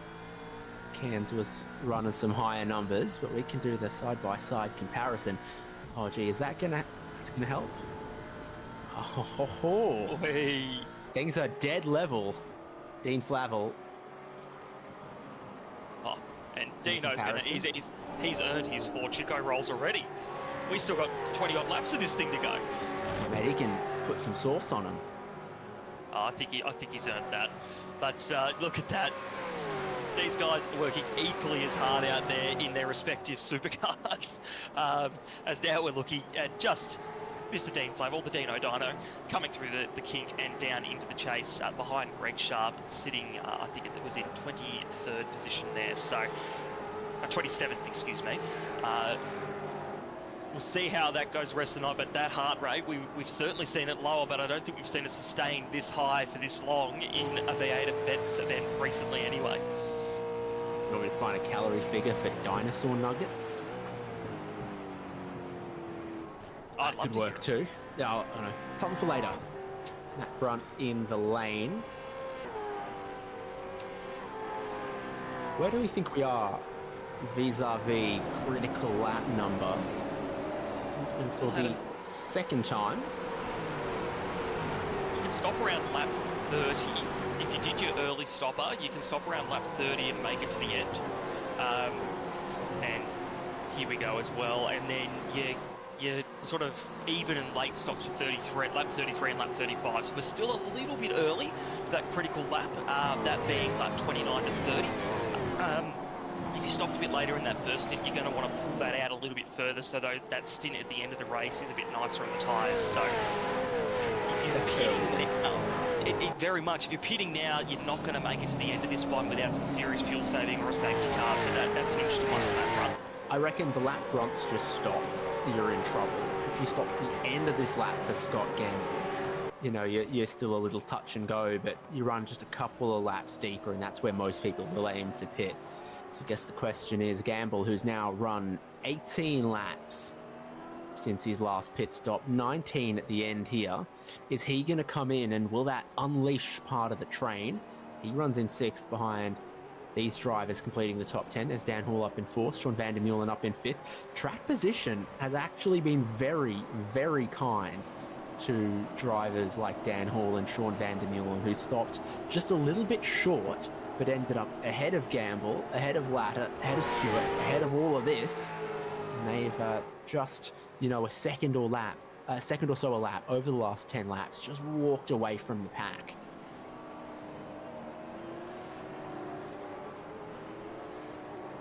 Yeah, that's exactly it. And I've got to give a bit of credit here to Scott Gamble, because although he seems to have picked the pace up now with Ken Latta just kind of hugging to his rear bar at the moment, somehow he's managed to drag this car on older tyres with less fuel to this critical lap number. So he's really playing himself in here for this sort of top 6, top 10 position, really, when it looked like for a second there it could have been all over for him earlier on. So he's done well, albeit creating this massive V8 powered supercar train behind him. We'll look at Justin McLean now. So coming through the great, one of the many in our train here across the top of the mountain, as now we just watch all the cars file through. McLean is looking racy on Stewart, but again, as you said, David, track position has kind of been king here. Even when you've been in the train, everyone's got a bit of a draft, so it's really difficult to get something, to get a move done, as Michael Stewart just had a bit of a bobble coming through the S's there, a little bit offline, not looking very comfortable at the end of this second stint. Well, for sure, McLean's all over him. Oh, a tiny bit wide there as well. This is the comparison. Race leader, Sean McNamara, versus Scott Gamble. Stopped lap 10. We're on lap 29 right now, about to start lap 30. Oh, here's a move. I think Michael Stewart's almost going to let Justin McLean go. Jeff Thomas senses an opportunity, but parked middle of the road for Michael Stewart. He'll hold on. What does Gamble do? There goes Gamble. That's critical lap number. Yeah. So he'll come in effectively lap 30 because he's crossed the finish line, but start at lap 30 and not end. But this should get him to the end on fuel, and he will just have a slightly longer tyre stint compared to those that'll be around him after this. But what he does do is get himself out in some clean air with fuel on board, and might be able to get a bit of an undercut on some of these other guys who will pit later. So very much one to watch, but also one to watch is, does this unleash the pack? Do we see this massive battle pack we've been watching for the last 15 odd laps, 10, 15 odd laps? Do they start to shake it up a little bit now? They've been unleashed, the pace is there, we're nearing the pit stop. What is going to happen here? I think that's what we should have expected from Scott Gamble. His first stop was with 40 laps to go. Now with 20 to go, he makes his next one. So just split it into 20 laps and 20 laps from where he was. looking at Ray Smith, who has only made one stop at this point. Scott Gamble's going to end up behind Ray. 38.9 seconds for Scott Gamble. Big old long stop to fill that thing up, but it'll take him all the way to the end of our Retro 300 from the mountain. Travis Hunt's been through the lane for a drive-through, so his 2 stops is not legit. Matt Brunt, a question mark, but he's done the 2 compulsory stops per the rule. The question is, does he have the fuel per the physics of making it to the end of this one? Other than that, very few drivers that have taken their second pit stop yet. And we've just seen... Race leader's in. Sean McNamara's in. Wayne Walker inherits the race lead, and McNamara is going to go for his final stop.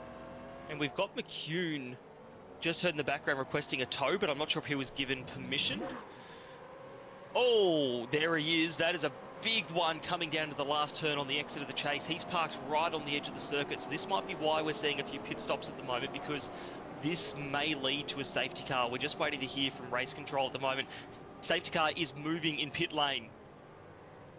And we get the safety car at Mount Panorama. Wayne Walker, Jordan Ross, Ken Laddard, Jeff Thomas haven't stopped yet, but McNamara's in. Almost everyone else behind is coming in. So for those that we spoke about that took a lot of fuel first time around, they're going to be quick out of the lane this time around. There's McNamara.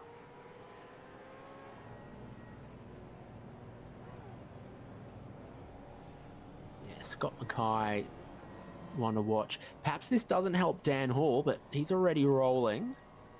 There he goes. We think if you guys might try and underfuel a little bit, knowing they've got this safety car period to save a bit of fuel to get a bit of track position as well. Have to be pretty quick thinking to do that, considering when this safety car was called. Got a car reversing in the pit lane in the background there as well. Gee, I didn't catch it. Here comes your next group drivers out of the lane. So Christian Smart, Chris Dale, Andrew Rushworth, Luke Ormond, Chad Lewis, that whole group. And then Tiny Moment. And then here's Travis Hunt. Now that's a David Haynes one to watch. The safety car erases the time loss of the drive-through penalty that Travis Hunt had from the jump start, but he still finds himself back in 25th position for the moment, while his teammate Jeff Thomas is 4th, but is going to need a second stop. Walker's in. Those other cars, other drivers that hadn't made their final compulsory pit stop are coming around, and they're only just coming into the lane at the minute.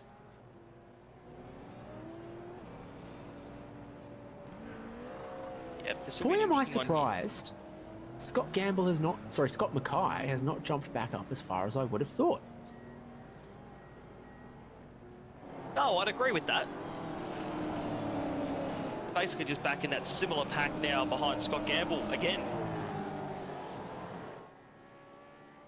Yeah, I don't have a cumulative pit stop time for him, but I think his cumulative stop time is sort of 5 to 8 seconds longer than Gamble or Van der Meulen or others.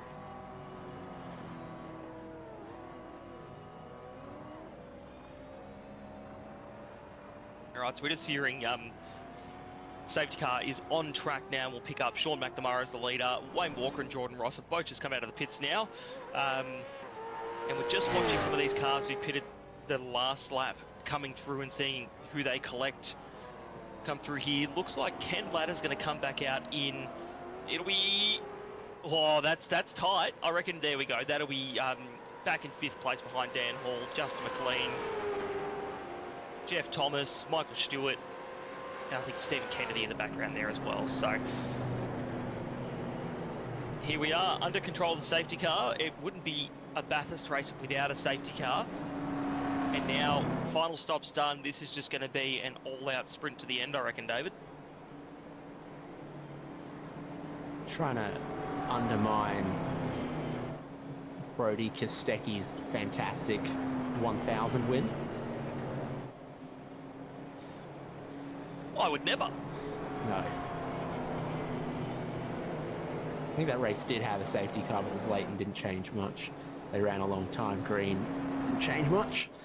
So this is our group. Everyone has made their second stop. Everyone is fueled to get to the end. We'll also take a look at what happened to Scott McCune that brought out this safety car, but Dan Hall runs fourth. Ken Latta in fifth. That's a big movement. Sean van der Meulen, with the traffic that he had in that middle stint, down in 11th. It was a bit costly for him. Stephen Kennedy, oh, he's done a pretty short fuel, and that's gotten him to 9th. He's taken the pit stop time that I thought Scott Mackay would. Yeah, There he interesting is. there, isn't it? Done Oh, well. that fan's working hard. Oh yeah, it's hot and heavy work. Muscling one of these things around the mountain for a few hours on a Thursday night. So I'd expect nothing less from the fan.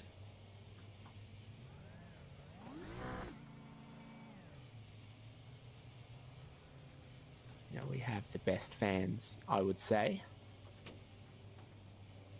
Electrical personally? and physical.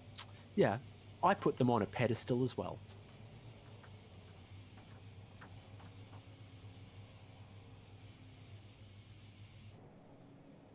So we just heard there that we were watching Dan Hall and Ken Latta at the pit exit there, and it was a bit hard to see who had managed to get there, and based off that sort of that blend line that race control looks at, they've now swapped positions. So Latta is up into fourth and just beat Dan Hall out of the pits by I think it was a millimetre. Race control set in the background there, so very tight. But this is a game of tenths of millimetres. This racing game, so very tight there. But still, very good effort by both Dan Hall and Ken Latta to be where they are after where they qualified, and now very much in touch with that top three and that podium. Should anything go wrong in this last stint.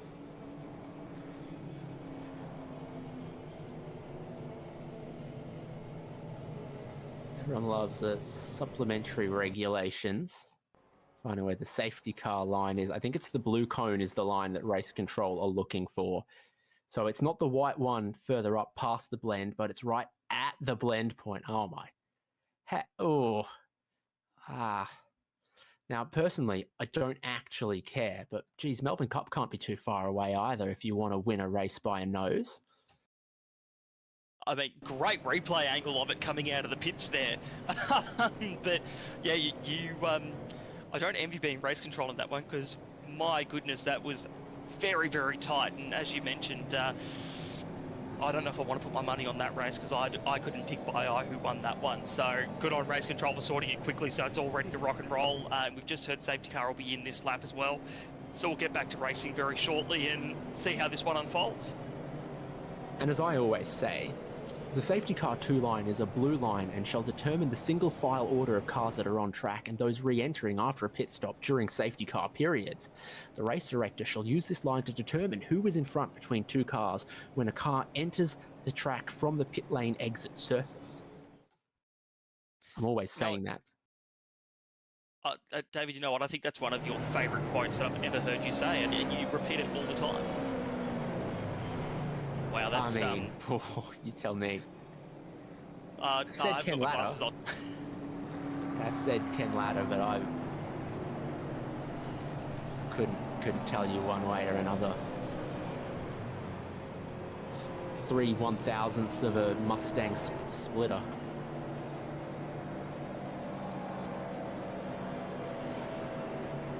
Yep, that's you know what? If this was if this was the real world supercars race, there'd be uproar about parity in length of cars and splitters and that sort of thing. There's already been talk of the Toyota Supra having an unnaturally long front splitter that could give them an advantage. So I don't think there's that much of a debate between the Mustang and the Camaro. But boy, you know what? We like seeing things done close here. Maybe not quite that close because I couldn't tell you with the naked eye who won that one. I'd have to get my my telescope out to really look at that one closely. But hey, as I said, race control got on it quick, got it sorted so that this one isn't a muck around to get going again. And We're coming over the top of the mountain now, getting ready. As we go racing again down the bottom, will be 16 to go in this one. Everyone should be good on fuel. Everyone should have some nice fresh tyres on, so it'll just be go, go, go to the end of this one. Can you lip read? Is he just aura farming, or is Sean McNamara giving his teammates a bit of advice? I think he's saying, and you know, I'm not a very good lip reader, but I think SimSpeed is one of the best broadcasters out there. The guys there do a great job. I love racing in V8 Vets, and I wish I could do it every Thursday night of the year. David, would you agree? Yeah, that's what I was picking up. And maybe some advice to his teammates. I'm not too sure, but that's what I picked up from that. Has he got a reading custom session. shirt as well? I think he does. Yeah. You know, I think the shirt matches the livery. I think it's the RaceKraft Simulations retro shirt. Oh, g'day, mate. All right, I know what that means. There he is. Hi to my family at home.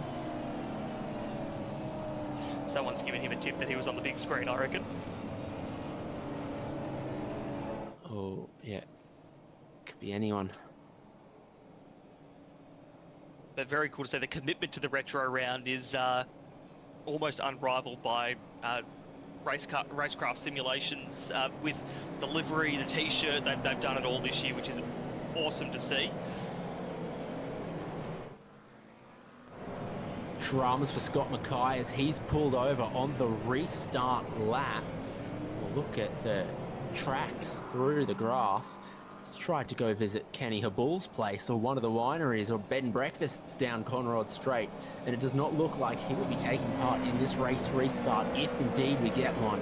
Safety car's pulled away. Sean McNamara back from aura farming to lead the race ahead of Wayne Walker and Jordan Ross. And the Mackay update is he looks like he is gone.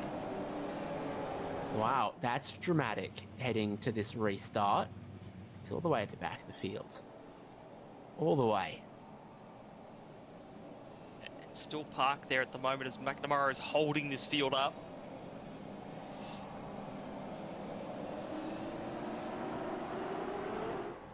Away he goes, 16 laps for a sprint finish at Mount Panorama. The RaceKraft V8 Vets Retro 300 gets back into action with Sean McNamara leading from Wayne Walker and Jordan Ross. Ken Latta decided that he had fourth place under safety car just ahead of Dan Hall. McLean also making a few positions with the safety car and pit stop timing. Jeff Thomas, Michael Stewart, Steve Kennedy and Michael Whiting completing the top 10 as we go into the final stint. Yep. So we're just hearing that there was contact under safety car between Scott Gamble and Scott Mackay. We're going to have a replay of that here. Okay, He's got so no that screens. looks like... He's got no idea. He can't see a damn thing. He's just gently nudged into the back of the car in front and then come to a stop. It's like it's a hardware issue, not the PC freezing, but the monitor powered off, VR headset powered off, something like that. Oh, yeah, okay. That's a real shame there because we were hoping to see some special things from Scott Mackay in the end of this one and see where he can get to. He's had good pace recently too, so always a shame when hardware gets in the way of good racing. But we're now looking back at Dan Hall, and we're going to go on board with Dan as well here as we fire down Conrod Straight on this safety car restart. He's going to have a lick of a draft here from Ken Latta and the guys up ahead of him. Climbing, it's climbing. We're at 292, just ticked over 292. So they're very much teasing us, trying to get up to that 300. Not sure if we'll see it today or not, but in any case, they are flying along at the moment. Still all line astern, not too much movement in the field on that restart, but we've definitely got a bit of a breakaway pack to this top six at the moment.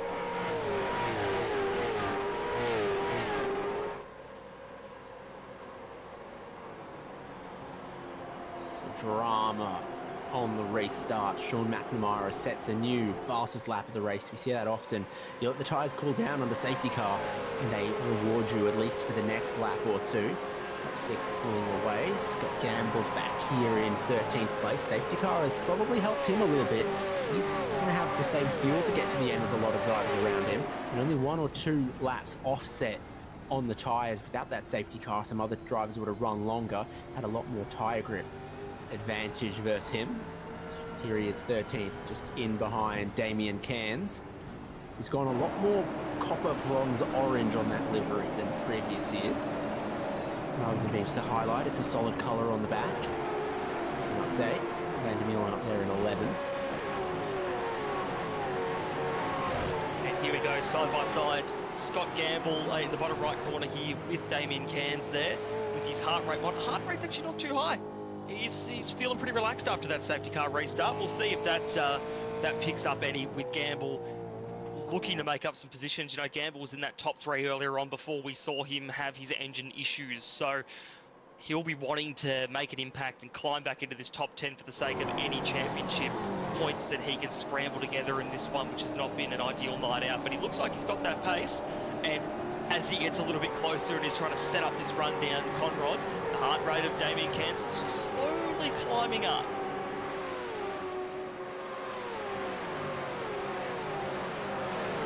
Yeah, here we go. You've got a former series champion on your tail, getting the slipstream down Conrod straight. Just a little need to cover the inside line, and then Scott Gamble, I'll try to cross that one over, but the car's solidly parked at the apex. Gamble gets a little bit of a slide exiting the corner, and he's only just ahead of Chris Burridge, who's all over him. Fastest lap of the race for Wayne Walker. Gee, they're quick right now. Yep, they're pushing on. This is this sprint race we mentioned. Now that the pit stops are all done, the tyres are fresh, this is just get to the end as quick as you can. And these leaders are not waiting around to make that happen. So, as you can see here, Jordan Ross is within thousandths of a second of Wayne Walker's fastest lap and last lap, funnily enough. So these two are pumping out fastest laps to try and keep up with McNamara and do something about him in the lead at the moment. And Ken Latta is sticking with them at the moment too. So we talked a bit about how Ken has some pace and he is showcasing at the moment.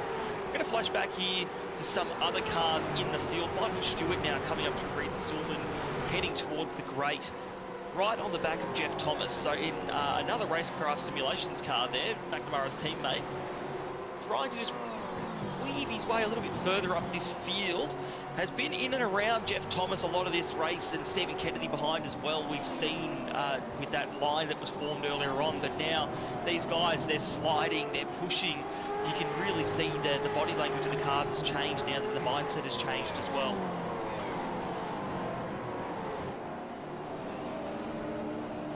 Track's not getting any cooler, neither is the racing. 29.5 for that track temperature. It just goes to show how important the tyre temperature is, because it dropped a little bit behind the safety car, and now suddenly they can extract grip from this surface. McNamara and Wayne Walker flying along.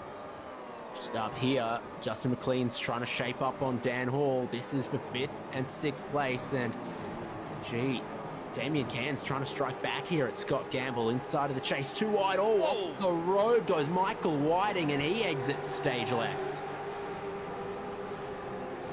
That was about a dramatic exit as you'd expect coming out of the chase. Odd to see someone go from that side, from the opposite side of the chase back to the inside, but that was a wild one. Glad he didn't take anyone with him. But now we're back looking at Dan Hall and Justin McLean, and tell you what, McLean has looked pacey all night long. We've gone to a replay here now to find out what's happened with Whiting.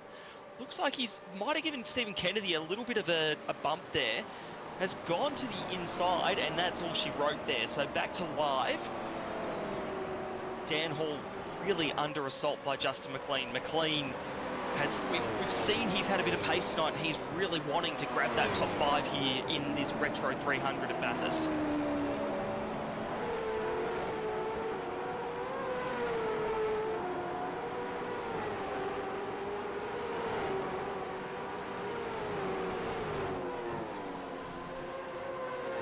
over the top of the hill.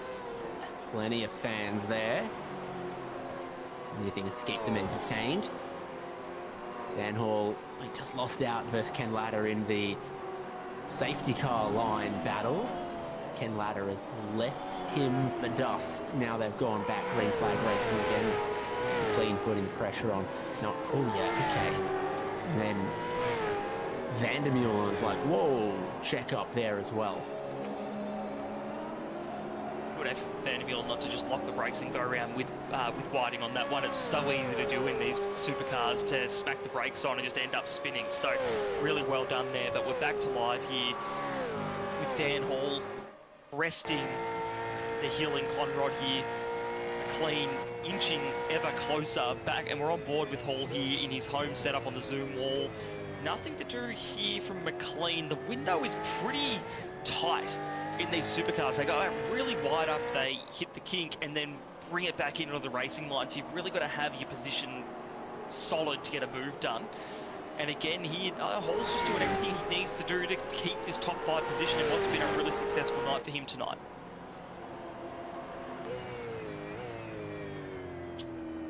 Interesting time to take a look at some of the big position gainers. Dan Hall's one of them, and he might hold on to that spot with McLean getting sideways off the final corner. +6 for Dan Hall. It's also +6 for David Kirby, +6 for Christian Smart. Chad Lewis is +7. Nick Allman +6. Darren Goosey is +10 right now. So is Dean Logsdale. So, oh, Halil Cesar picks one up. Did I just jinx Logsdale? Absolutely, I did. Because Ray Smith, resurgent after earlier problems, has just gone past him. The commentator's curse is unfortunately real. Time and time again, it's been proven to be real. And well, now we're going to have a look at our leaders here, because it is tight at the moment. These guys are not giving up an inch at the moment. And just look at that body language of the cars. They're mounting the curbs. They're sliding them out over there, jumping over the curbs at the S's. Walker's a little bit wide coming down to the dipper there.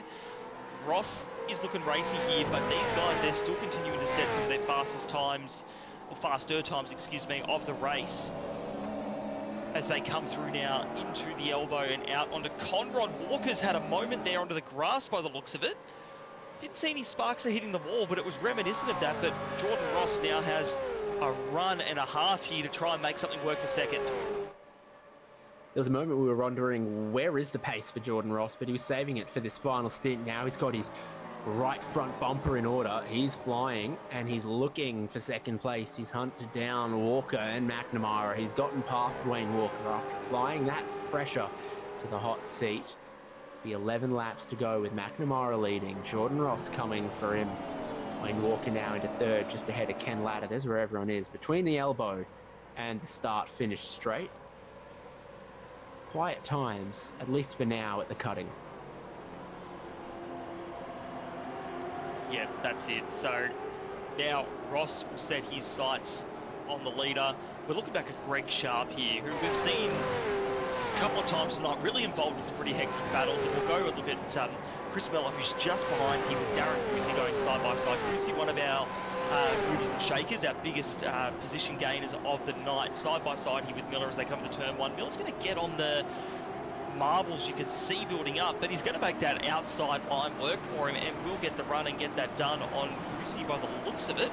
Wait until they crest the hill here to make sure that is the case, and it is indeed. Miller's going to go defensive just in case, won't need to, and that'll be move done there, and Goosey dropping down a position.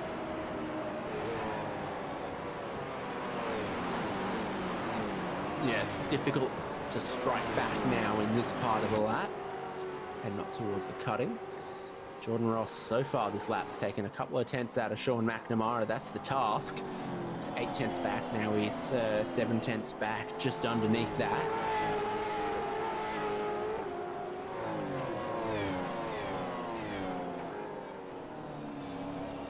Yeah, McNamara is still managing to keep this lead just comfortable, but thing for Ross is he's skipped away from Walker a little bit, and Latta as well, so he won't have to worry about them at the moment. His eyes will be firmly set on chasing that lead down, and there's still 10 to go this time round. Doesn't sound like a lot to go, but this is a big circuit, and that's still 20 odd minutes of racing around here, even 25. So there's a lot of time left in this one to make it work, as Ross has a big slide there, clearly pushing this thing to the max. He can see the rear bumper of McNamara, and I guarantee it is a big old target on the back of it to try and get to him in these next few laps. From the elbow to the finish line, things have gone pretty well for Sean McNamara, pulling out a couple of tenths on Jordan Ross. There's Wayne Walker, there goes Ken Latta. Here's Dan Hall and Justin McLean, and Jeff Thomas has caught the both of them. And then you look a tiny bit further back, Michael Stewart, Stephen Kennedy, and then it's Sean Vandermeulen's train in 10th.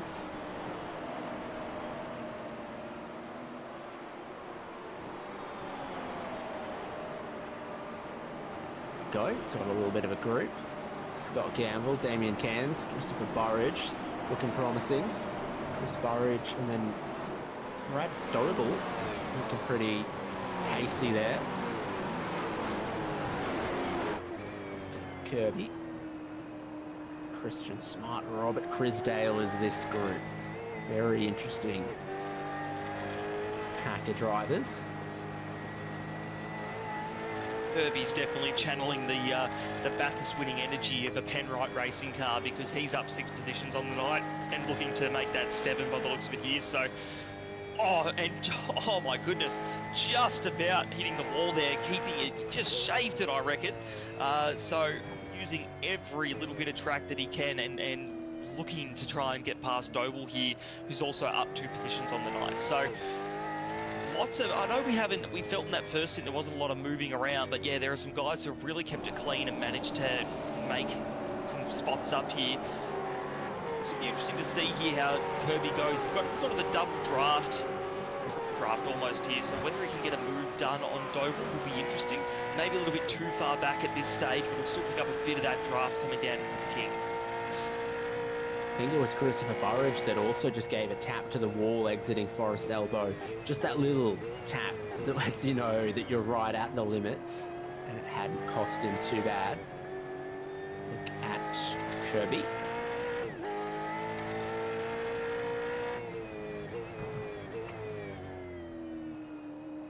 Nine laps to go. Really straight drive exit from Murray's Corner for David Kirby. Looks at that apex and just gets the flat bit of tarmac beyond it. Using all of it through turn 1. Sometimes because of the elevation there, you can go a little bit wide. Hello, Dan Hall's needing to defend 5th place. Justin McLean's looking around the outside of Griffin's Bend. Rarely a move that comes off there. That's the way. Jeff Thomas will be licking his lips. Oh, they're both wide here between Damien Cairns and Christopher Burridge. Brad Doble gets a great run, but you can't pass heading up into the cutting. As Doble backs off, David Kirby looks round the outside and finds no real estate. Should be able to get a little bit of mountain real estate for cheap. Now the estates are going for multiple millions of dollars. I don't think any of these drivers out here tonight are wanting to put down multiple millions of dollars on the state on the track here tonight, but they're certainly driving like they've got the cash to do it. Kirby there, I thought this time the race with those marbles on the outside, that was some gutsy driving. As side by side here, we've got, is that Gamble and Cairns into the S's? So Kennedy had a big moment which stacked up the pack a bit there. So here we go, we're just going to look at some replays here. Kennedy's actually into the tyre barrier at turn 2 after a small locked brake. So that's let Vandermeulen through here. Gamble is behind. And we've just seen that battle pack in the background from out before. So we'll come up through the cutting here. Kennedy's obviously got a bit of damage from that hit with the tyre barrier. Gamble very much looking racy, like he wants to get past, but really no great opportunity across the top of the mountain here. And Kennedy's had another moment as he's had lost a bit of traction there. So that's how he's lost that one. And now he'll lose more. So I reckon that damage from that hitting the wall is potentially giving him something more. He's just dropping like a stone now after that mistake at the chase.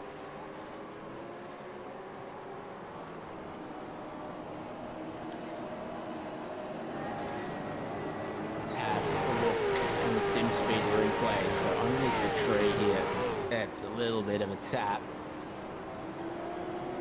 In the marbles again. Tough to recover from that.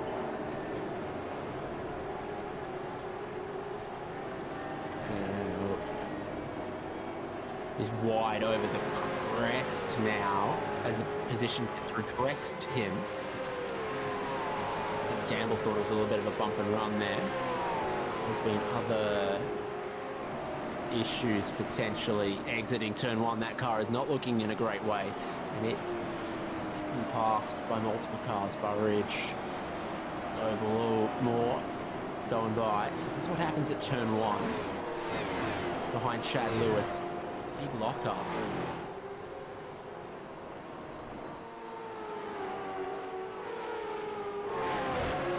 Kennedy definitely having some troubles with those brakes now that he's got that damage as well. But unfortunately, a few really unfortunate events there for him over the course of really just one lap. Now I'm going to look at Rushworth and Lewis here.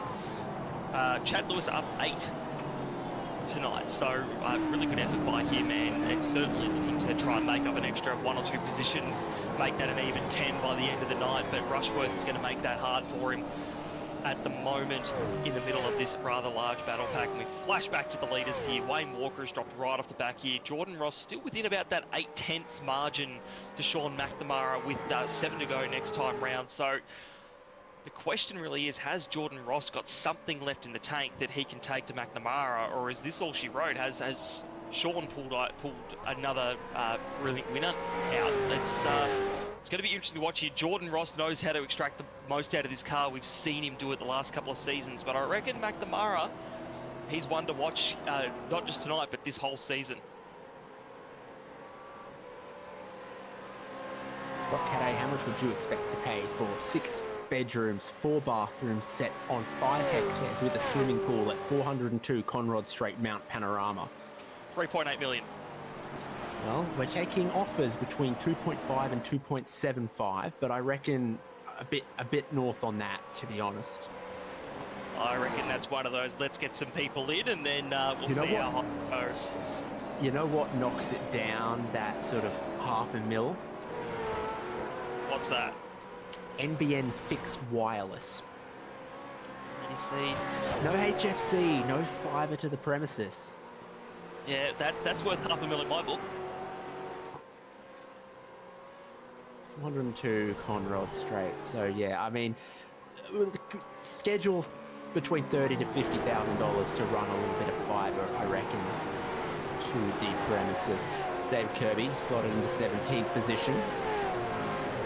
402 Conrod Street, by the way, is I think the first driveway on the right exiting Forest Elbow. So it's off that side of the mountain, but on the high side.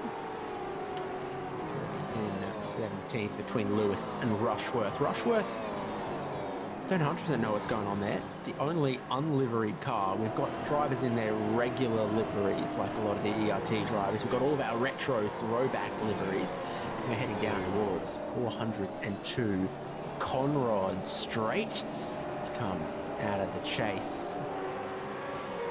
It's just on your right there. One of these driveways. Letterbox there on the right as well, so what a prime piece of real estate that would be to imagine watching the 1,000 from there on your own property. Only cost you $2.5 to $3 million. There's your driveway for 402. There you go. Nice. So, well, you're not going to be able to stand on the inside of the elbow, but I reckon, oh yeah, that could be us. That's us, mate. Right up there. Bada bing, bada boom, $1.5 million each. I'm even willing to split a NBN bill with you if we can go gigabit. You know what, David? I'm in. Let me contact my bank first thing tomorrow morning and I'll get the loan sorted. Brilliant. Bit of financing is going to be required to get this deal done. Just a bit. Is that eligible for first home buyer? I have a funny feeling, having done a bit of research on the topic recently, they might frown upon not only the cost but the location of that purchase, particularly for a Victorian and a Queenslander. We're going to flash to a replay here of Kirby because he did lose lose a few positions, and he's done the classic cutting move there where you get out on those marbles late in the race, and we've seen some of the great supercars drivers do it and just tap the wall. Mind you, still going. He has lost. We were saying he was up about 8 positions and looking to try and get past Brad Doble. He's now back in 17th. So a little moment there. Now we're looking here at Jordan Ross and Sean McNamara. Ross was getting a little bit closer, but has had a bit of a moment out of Forest Elbow, which has given McNamara the breathing room he needs. As we're watching from the balcony of another beautiful... Bathurst Light Car Club, I reckon. Decent view. There you go. And with our best friends, I reckon. No, we're a bit further down the mountain. Further down. This is, and then the next door is where the monorail is. So right about there is where the monorail should be. This is Robbo's old spot. A few more things parked down there now. Some old double-decker buses. Far more memorabilia than that. There's a fire pit somewhere, but the letterbox, that's legit. That is 100%. The letterbox for 527 Conrod Street, Robbo's place. How cool is that? That's excellent.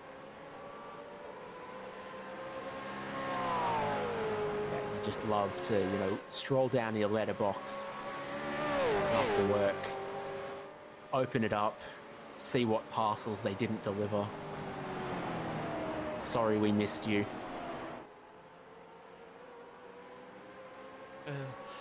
Well, only 5 to go here, or less than 5 to go, David, and it's still tight. Ross has caught up a couple of tenths on McNamara here, so not really. We're in the very final stages of this race. McNamara absolutely wringing the neck of his Camaro supercar, and you know what? This is this Ford versus Camaro battle that we'd love to see. The two different manufacturers here going toe-to-toe at the mountain. The main thing here for Ross is getting a run where it matters. Across the top of the mountain, staying close is hard, but you've got to do it. And now that property's not for sale. That's the Bathurst Light Car Club. And I'm not sure that a Hummer is a light car, but there it is in the car park on the left-hand side, exiting Forest Elbow. Our race leaders go past Sean McNamara, Jordan Ross, there's Wayne Walker, Ken Ladder. Oh, geez, he nearly scraped our letterbox, Brock. And then Dan Hall, Justin McLean, still behind him for the moment. And Jeff Thomas in 7th.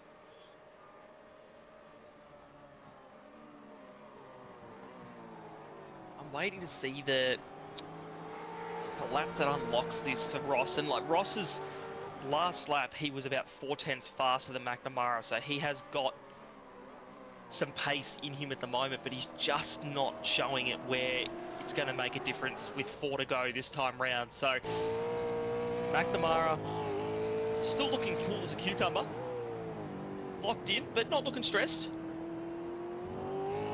He knows Ross is there, but he also knows that he's got the pace. He's been up the front just about the whole race here. Qualified on the pole and is looking to convert with only a few laps to go. This is where the nerves kick in though. He's checking his timing there, looking up. He's just checking on everything that's going on. As they come down to the turn 2, it's a good opportunity to take a quick breather before you tackle the run up and then back down Mount Panorama.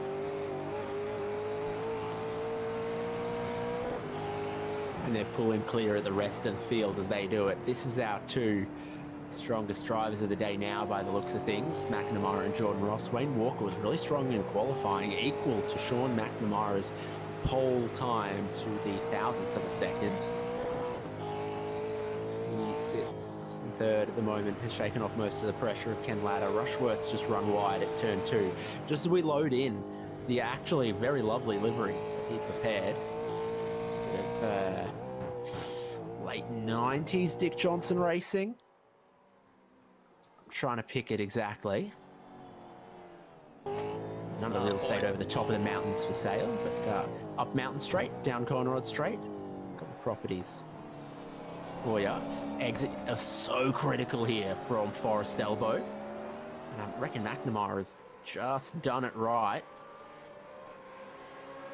Right on the ragged edge. You could just see coming through that the car was wiggling a bit on him, but he committed. He trusted that he had the grip, and it's done well for him because he's actually about a 10th further up the road than what he was last lap on Jordan Ross. So he's done just enough to mitigate any sort of draft effect that Ross could have here.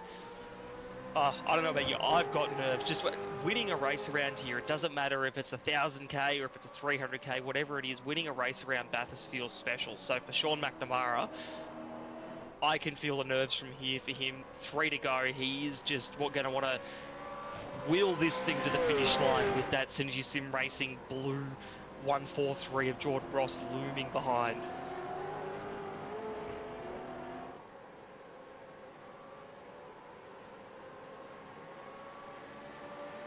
Oh yeah, 300k is a bit of hydration for the race leader heading up Mountain Straight.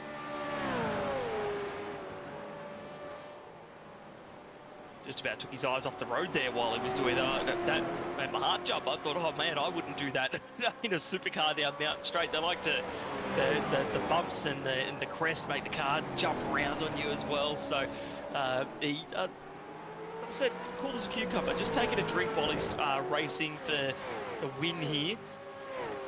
And here we go, Mount Panorama Winery. What number's that? Do we have an address? Oh, hello. Yeah, 117 Mountain Straight. Oh, closed though, disappointing. Yeah, it's private function. RaceKraft V8 Vets post-race function, you reckon? It's a very exclusive invite list, and if you have to ask, well... I knew I was missing something tonight, David. You did say you had to rush off after this one. You didn't see me with the suit jacket hanging from the hook in the back passenger seat? I just thought that's how you like to dress. You know me to know that's not true. I do. As soon as I came out of my mouth, I went, I know David. He's a chill guy. Suit jackets, not his style. It's a very special occasion. Just on the balcony of that place that I'm pretty sure is 453 Conrod Straight. 791,000, alright, what the... 2014, values have gone up since then. Not too much left in this race. That's a good exit from Jordan Ross, 0.3 of a second. The blowtorch is on with 2 laps to go. It's about as close as Jordan has been all race long here, so if he's going to make a move, now's the time. We've got 2 to go here. He's got to he's going to have to throw it down the inside and make something work. As now we're looking at McLean and Hall, and it looks like McLean's going to get this one done. He's going to go white line it to try and keep Hall behind him. And this has been a move that's been teasing us all these last few laps. Hall managing to keep McLean behind. He'll get back in the draft here. They'll go side by side into turn 2, but McLean has got the preferred line. He will keep it there, and he will grab that top 5 position in 5th. Dan Hall's in the wall! Oh, he's gassed it up too much and gone in. That is going to be just about race over for Dan Hall. Really unfortunate after a good night, but that is heavy damage there for Dan. He was right up behind Justin McLean, too close for his own good as he tried to cross over on the way up the hill. McLean had him cooked for all rights in the battle for the top 5. Dan Hall's had a big problem there. God knows first into the wall, currently 10th, but a couple laps to go. The car does not look great. It's Jordan Ross trying to open up his entry into the elbow. Square it on the exit. There's Hall losing spots. There's Christian Smart trying to grab 2 for 1 because Brad Doble half threw it off the road. And down Conrod Straight. Sean McNamara, 0.3 on Jordan Ross, who's closing in the slipstream at 293 kilometers an hour for Jordan Ross. His opportunities are slim, but still there when he can be this close to McNamara. Yeah, that's exactly it there, Dave. As we come round now, we're about to tick over to lap 49 of 49 and complete this 300-kilometre epic here, our longest race of the season in the RaceKraft V8 Veterans.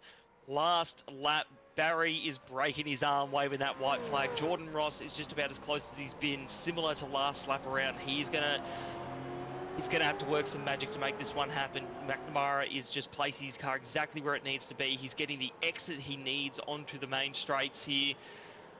It's all to play for. A good run across the mountain could change everything, though. We're coming down into turn 2, and this is our final lap. let's see how this one plays out.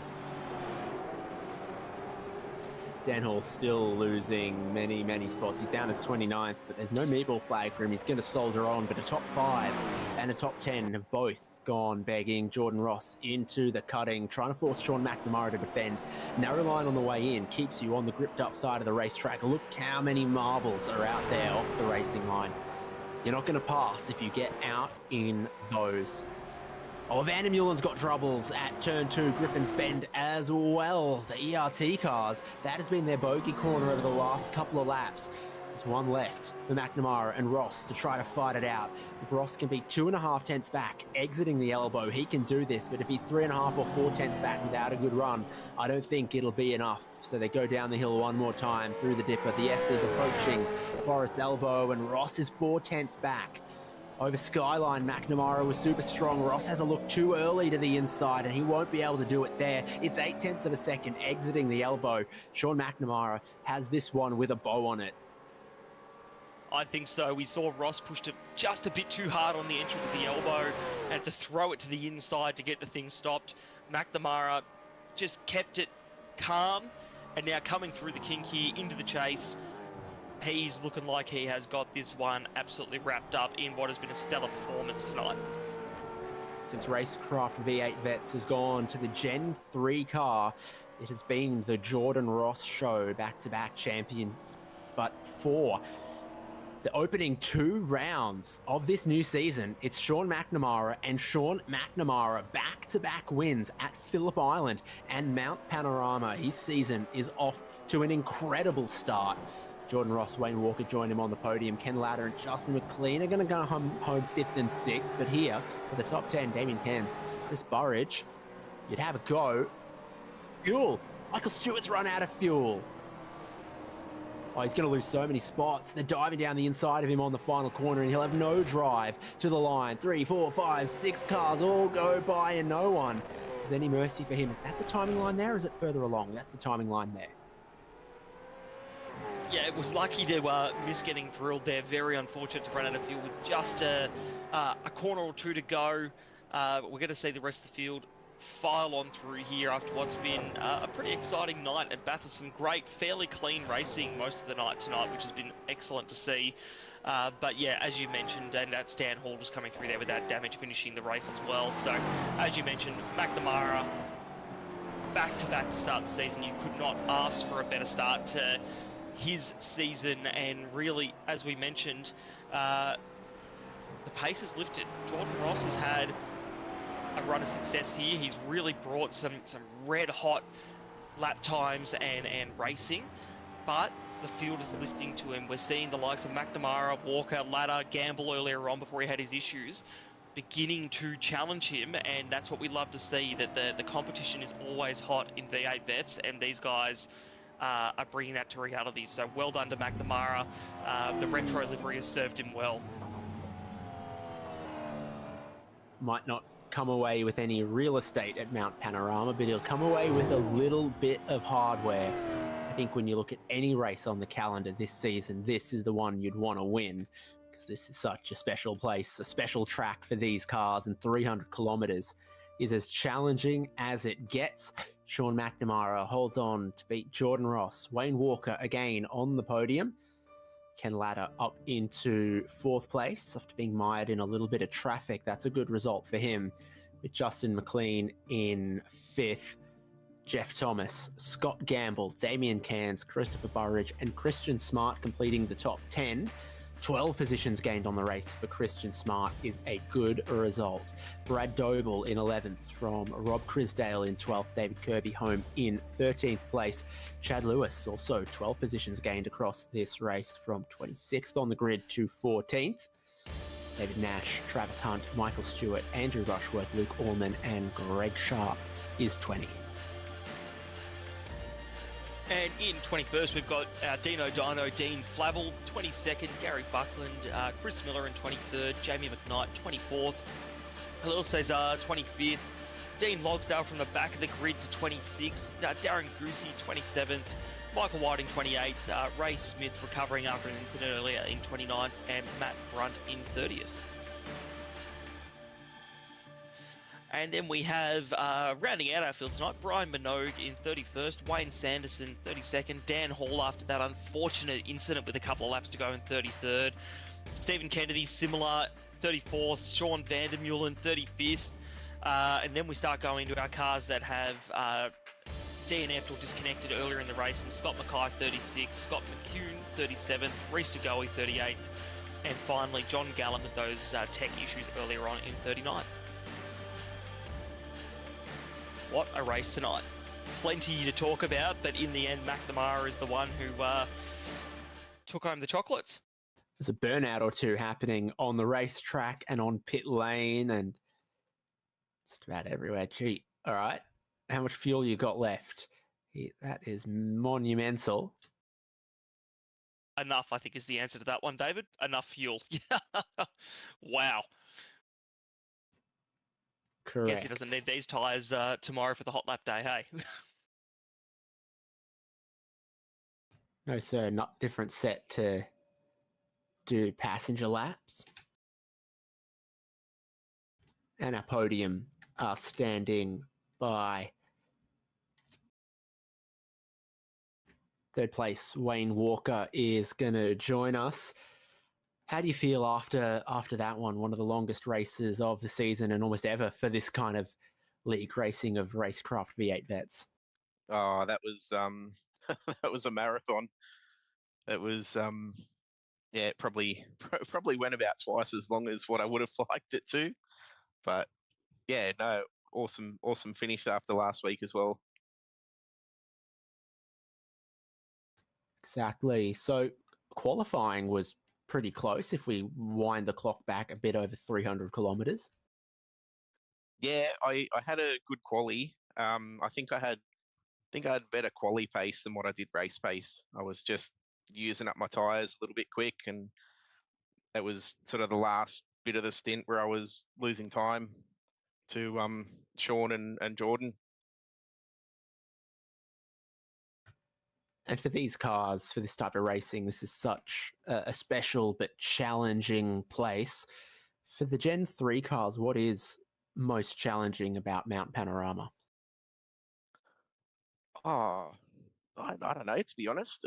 I think keeping the tyres in good condition is the hardest thing. It's so easy to get a bit of a slide, and then the tyres are overheated, and then for the next 4 or 5 corners, you've just got to take it easy to try and cool them down a little bit. But that's the hardest thing, I think. Well, another podium for you in this new season. Who would you like to thank, Wayne?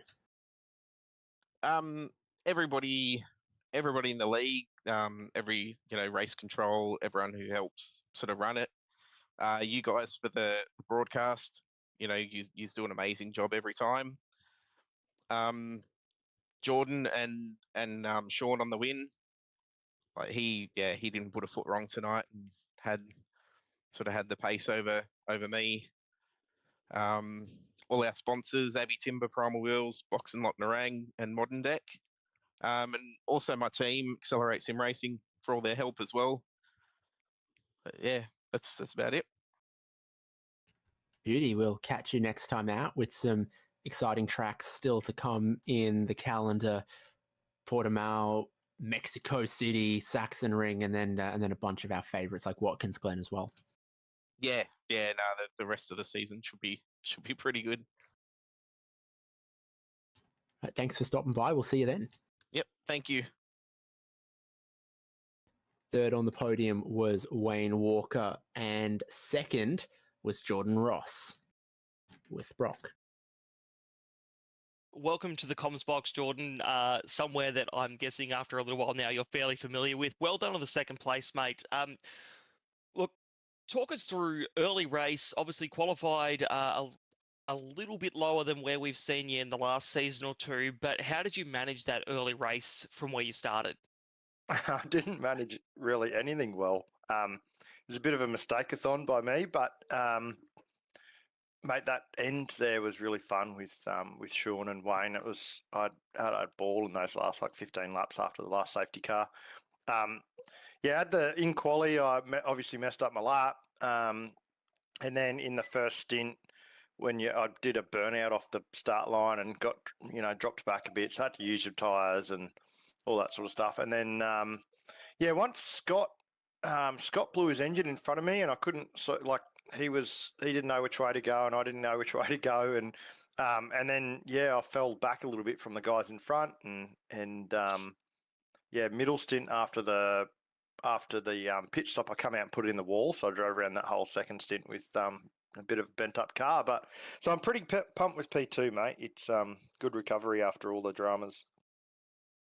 It's definitely a great effort out there, mate. And you talked about that contact with the wall. We saw it was we didn't think it was too heavy of a hit. Then we watched the replay and realised you went in there pretty hard. What sort of damage did that do to the car? Was it handling, aero? What did you feel going around that stint with that damage? It was just inconsistent. So you could sort of achieve a lap time about 2/10 off what you probably could do, and then the front right tyre would so the next lap around you're trying to lean on that tyre and it just wouldn't do it, and so you drop another foot, so you're just really inconsistent in that middle part, and every time you tried to lean on the tyre and push a little bit, it wouldn't cop it. So I don't know what I did to the car, but it's all good. And mate, Sean just didn't even put a foot wrong. He drove so well. So pumped for him. That's really interesting to hear, Jordan, about the car, and great praise for Sean as well. And look, but just want to touch on, obviously, yourself. You mentioned earlier, yourself, Wayne, and Sean had that great sort of trio battle pack in those last 15 laps. What was it like being involved and following along, and I guess pretty much racing to the edge of what you could that late in the race? It was good. It was at Bathurst. It's not that easy to pass, and especially if you're 3 deep in the train. And if you do sort of go for a pass for second place, and second place is right up behind first place, you're likely to. You can only really do it at turn 2, and maybe the chase or whatever, and you're likely to take out the car in front. So I was really, I was just trying to put a bit of pressure on Wayne to maybe get a mistake out of him. And when he actually made his mistake, I made the exact same mistake, but I just gassed it up, and I had a little bit more grip going down Conrod, so I was able to take advantage of it. But it was good. I got my fast repair done in that final stop, so my car was good again. So, and I really tried hard to get to Sean and be able to do something, but mate, like I said, didn't put a foot wrong, and just was actually just too fast. Great insight there, Jordan, into your race and how you managed it and the battling there. We love to see it. Before we let you go, is there anyone who wanted to shout out or thank? Mate, just the whole league. I really enjoy Vets, and just really enjoy racing all these guys, all the competitors. Obviously, you guys for staying up late and doing the broadcast. And mate, Matty Brunt asked me to give him a shout out in the team. He come P30 tonight, which is good for him. So shout out to Matty Brunt too. See you guys. Thanks, Jordan. Love your work, mate, and great result out there tonight. We look forward to seeing you next week, mate. Thanks, guys. All right, David. Shall we get the race winner, Sean McNamara, in here? Yeah, it's time for the race winner to join us. Shuckers to you, Sean McNamara, or whatever else it was you were throwing up when we were on the little camera. Bit of yippee yippee Broncos this weekend, but thank you. A lot of pressure in that one at multiple stages throughout the race, obviously, with the pole, but narrowly. Wayne Walker gets a great launch. Jordan Ross always comes into his element, and then long stints on the tyres. Yeah, 100%. Quali was unreal. I was just saying to Wayne then, like, I'd be interested to see it down to the 10,000th to see what the actual margin was. But yeah, look, the first stint was just sort of, I was happy to sit behind Wayne and play it safe. He had a couple of little wobbles, so made the move and got on with it. And I think Scotty popped a motor, which was a shame for him. But yeah, look, I mean, I had a ball. That was a mega race. I didn't put a foot wrong. I just made sure I just kept the thing consistent, clean the whole race, and looked after the tyre, and was able to just build gaps where I needed to. And yeah, Jordan at the end there, Yeah, and even Wayne in that middle stint just kept the pressure on. But yeah, Jordan at the end, that was wicked to have him closing in hard, and yeah, it was just bloody good fun. Absolute ball. Not just a special edition livery, a special edition shirt. Give us a twirl. Absolutely. What should I get up? But yeah, look, the car's on the back. It's all the sponsors, and thanks to RSW Graphics for that. He went above and beyond and did a full retro shirt as well as the retro livery. So thanks to him. But yeah, love it. And I think I'm just going to run this livery full time.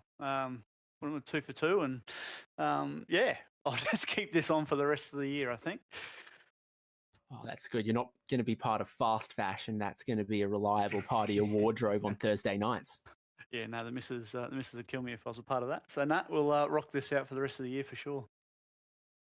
Yeah, fantastic. I mean, there was a point in that final stint there. We're thinking Jordan Ross is one good run off Forest Elbow from really, really having a dive at the chase. 100%. Again, I was good down the hill, so I sort of knew I could gap out of the S's, but he was strong under brakes into the elbow. I thought if I can have 0.5, 0.4 onto the straight, I'll be all right. And a couple of times he was at 0.3, but he made a little mistake. So it was a shame that last lap. I think he had a bit of a wobble in there. Otherwise, I think we would have been side by side through the chase on that last lap. But yeah, there was nothing in it. I was just focusing on exits, just squaring the car up and getting off the corner, looking after the rear tyre. So that made a big difference. And exit drive out of 1 was really good as well, because really they were the two passing spots, was into 2 and down Conrod. So yeah, cleaned those 2 up, got the exits, and yeah, really happy to come away with the win. It's been a mega start of the season. And how's the team game with a couple of teammates in the race? What do you get off of each other? With the pressure I was under, to be honest, I muted. I was just eyes forward, focusing on myself. But look, practice through the week. The boys are mega. We spend a lot of time chatting about, obviously it's fixed set, so there's not a lot you can do around setup wise, but brake bias, VRS data, things like that. We spend a lot of time fine tuning. Justin had a great run tonight in P5. That's probably one of his best results, I think, in vets. But Stewie ran out of fuel, which was a bit of a shame. And Logger started from pit lane, and I think he circulated pit lane a few times. But look, the team's great. Absolutely love the guys. They just have fun doing what we do, and yeah, it's a good little group. And to be honest, I came in pretty dry tonight without a lot of practice, and I sort of had to ask the boys, what's the strat and what are we doing with fuel? But yeah, they were mega tonight, and yeah, a couple of hard luck stories. I think they all would have been in the 10. So it's going well at 9.5. It's Mount Panorama. If you haven't cut a couple of laps around here Exactly. before this week, what are you doing? 100%. Well, ASR 1000 a couple of weeks ago. So yeah, it's not too bad. But 100%. It's pretty good just to turn up and have a good run. 6.2 kilometers of a comfy pair of slippers. Well done to you, and kicking off this season in phenomenal style. Yeah, I mean, once a pair of undies becomes lucky, you can't change them. 100%. 100%. It's you've got to keep them on. I'll keep the shirt on. I'll keep the undies on. Why not? And yeah, we'll keep cracking. But yeah, bonus points have been great. Obviously, a couple of race wins. Pole tonight. I think Wayne got fastest lap, which was a shame for points. But yeah, really pumped. Yeah, really pumped to start the year off strong. And yeah, hopefully we keep rolling. We'll roll on to next round next week, and we'll see you there. Fingers crossed. Absolutely. Thanks to you guys. Just quickly. Yeah, SimSpeed Vets. Yeah, every week you guys turn up and do an amazing job and commentate us old farts driving around a racetrack. So yeah, really appreciate what you guys do. Jay, Dan, everyone back there as well. All the Vets guys, thank you. My team, Jordan tonight, Wayne tonight, well done. RaceKraft, RSW, Graphics, Track School, Track Days, Racing Ears. Yeah, thanks to everyone. Cheers. Race winner Sean McNamara joining us. And before we can leave the mountain, we need to decide on an M1 used cars driver of the day. And today, it's me, David Haynes, driving this 2013 Suzuki Jimny, available in stock right now at M1 Used Cars, automatic transmission, air conditioning, just 100 I've mixed this up. That's the car of the day. That's the car of the day. The driver of the day today, Brock, goes to multiple positions gained, Christian Smart. Yep, Christian, let me just gather myself after that mix up with car of the day versus driver of the day. I wasn't expecting to see a photo of one Mr. David Haynes, but Christian Smart, great day out there. Qualified 22nd, roughly mid-pack, kept it clean, ran his stops well, and came back in the top 10 with a 10th spot there, 12 up on where he started. Great race out there. Christian, we're used to seeing him race smart and race well, and he's done exactly that tonight. So well done to him for the M1 used cars driver of the day and not car of the day. Yeah, beautiful replay here, picking up a couple of spots right at the end there, as well as he kept his car clean versus Dan Hall and then stayed on the grippy side of the racetrack. We roll on next week, Thursday the 19th of October, 8:30 p.m. Australian Eastern Daylight Time for RaceKraft V8 Vets Championship Season 25 at Watkins Glen on the boot. It should be high speed. It should be just as much slipstreaming, keeping your tyres in.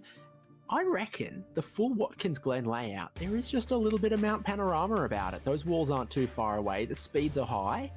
The strategy is important. Overtaking is possible, but challenging to seal the deal on. I completely agree, and there is some undulation as well. Keep that in mind. We've got some cambered corners, uphill, downhill. As you mentioned, the walls are nice and close. I reckon we're in for a pretty fun race next week. Plenty of opportunities to pass as well, and it will be the newly updated version of Watkins with all the graphics and some slightly updated curbs too. So fun to see these supercars go for a race around there next week. This is Watkins Glen boot, not classic boot, so I think we have the chicane, but looking forward to that one. Watkins Glen next time out. Can Sean McNamara go back to back to back? Or will it be the return of the Ross? You'll find out live on SimSpeed TV next round. Thank you to all of the partners that back in RaceKraft V8 Vets Championship. It's of course, Logitech G. It's RaceKraft. It's M1 Used Cars, SudSpeed, Nova Sim Sports, Parramatta Isuzu, and Player One Sim Gear with LGC Images. We'll see you next time.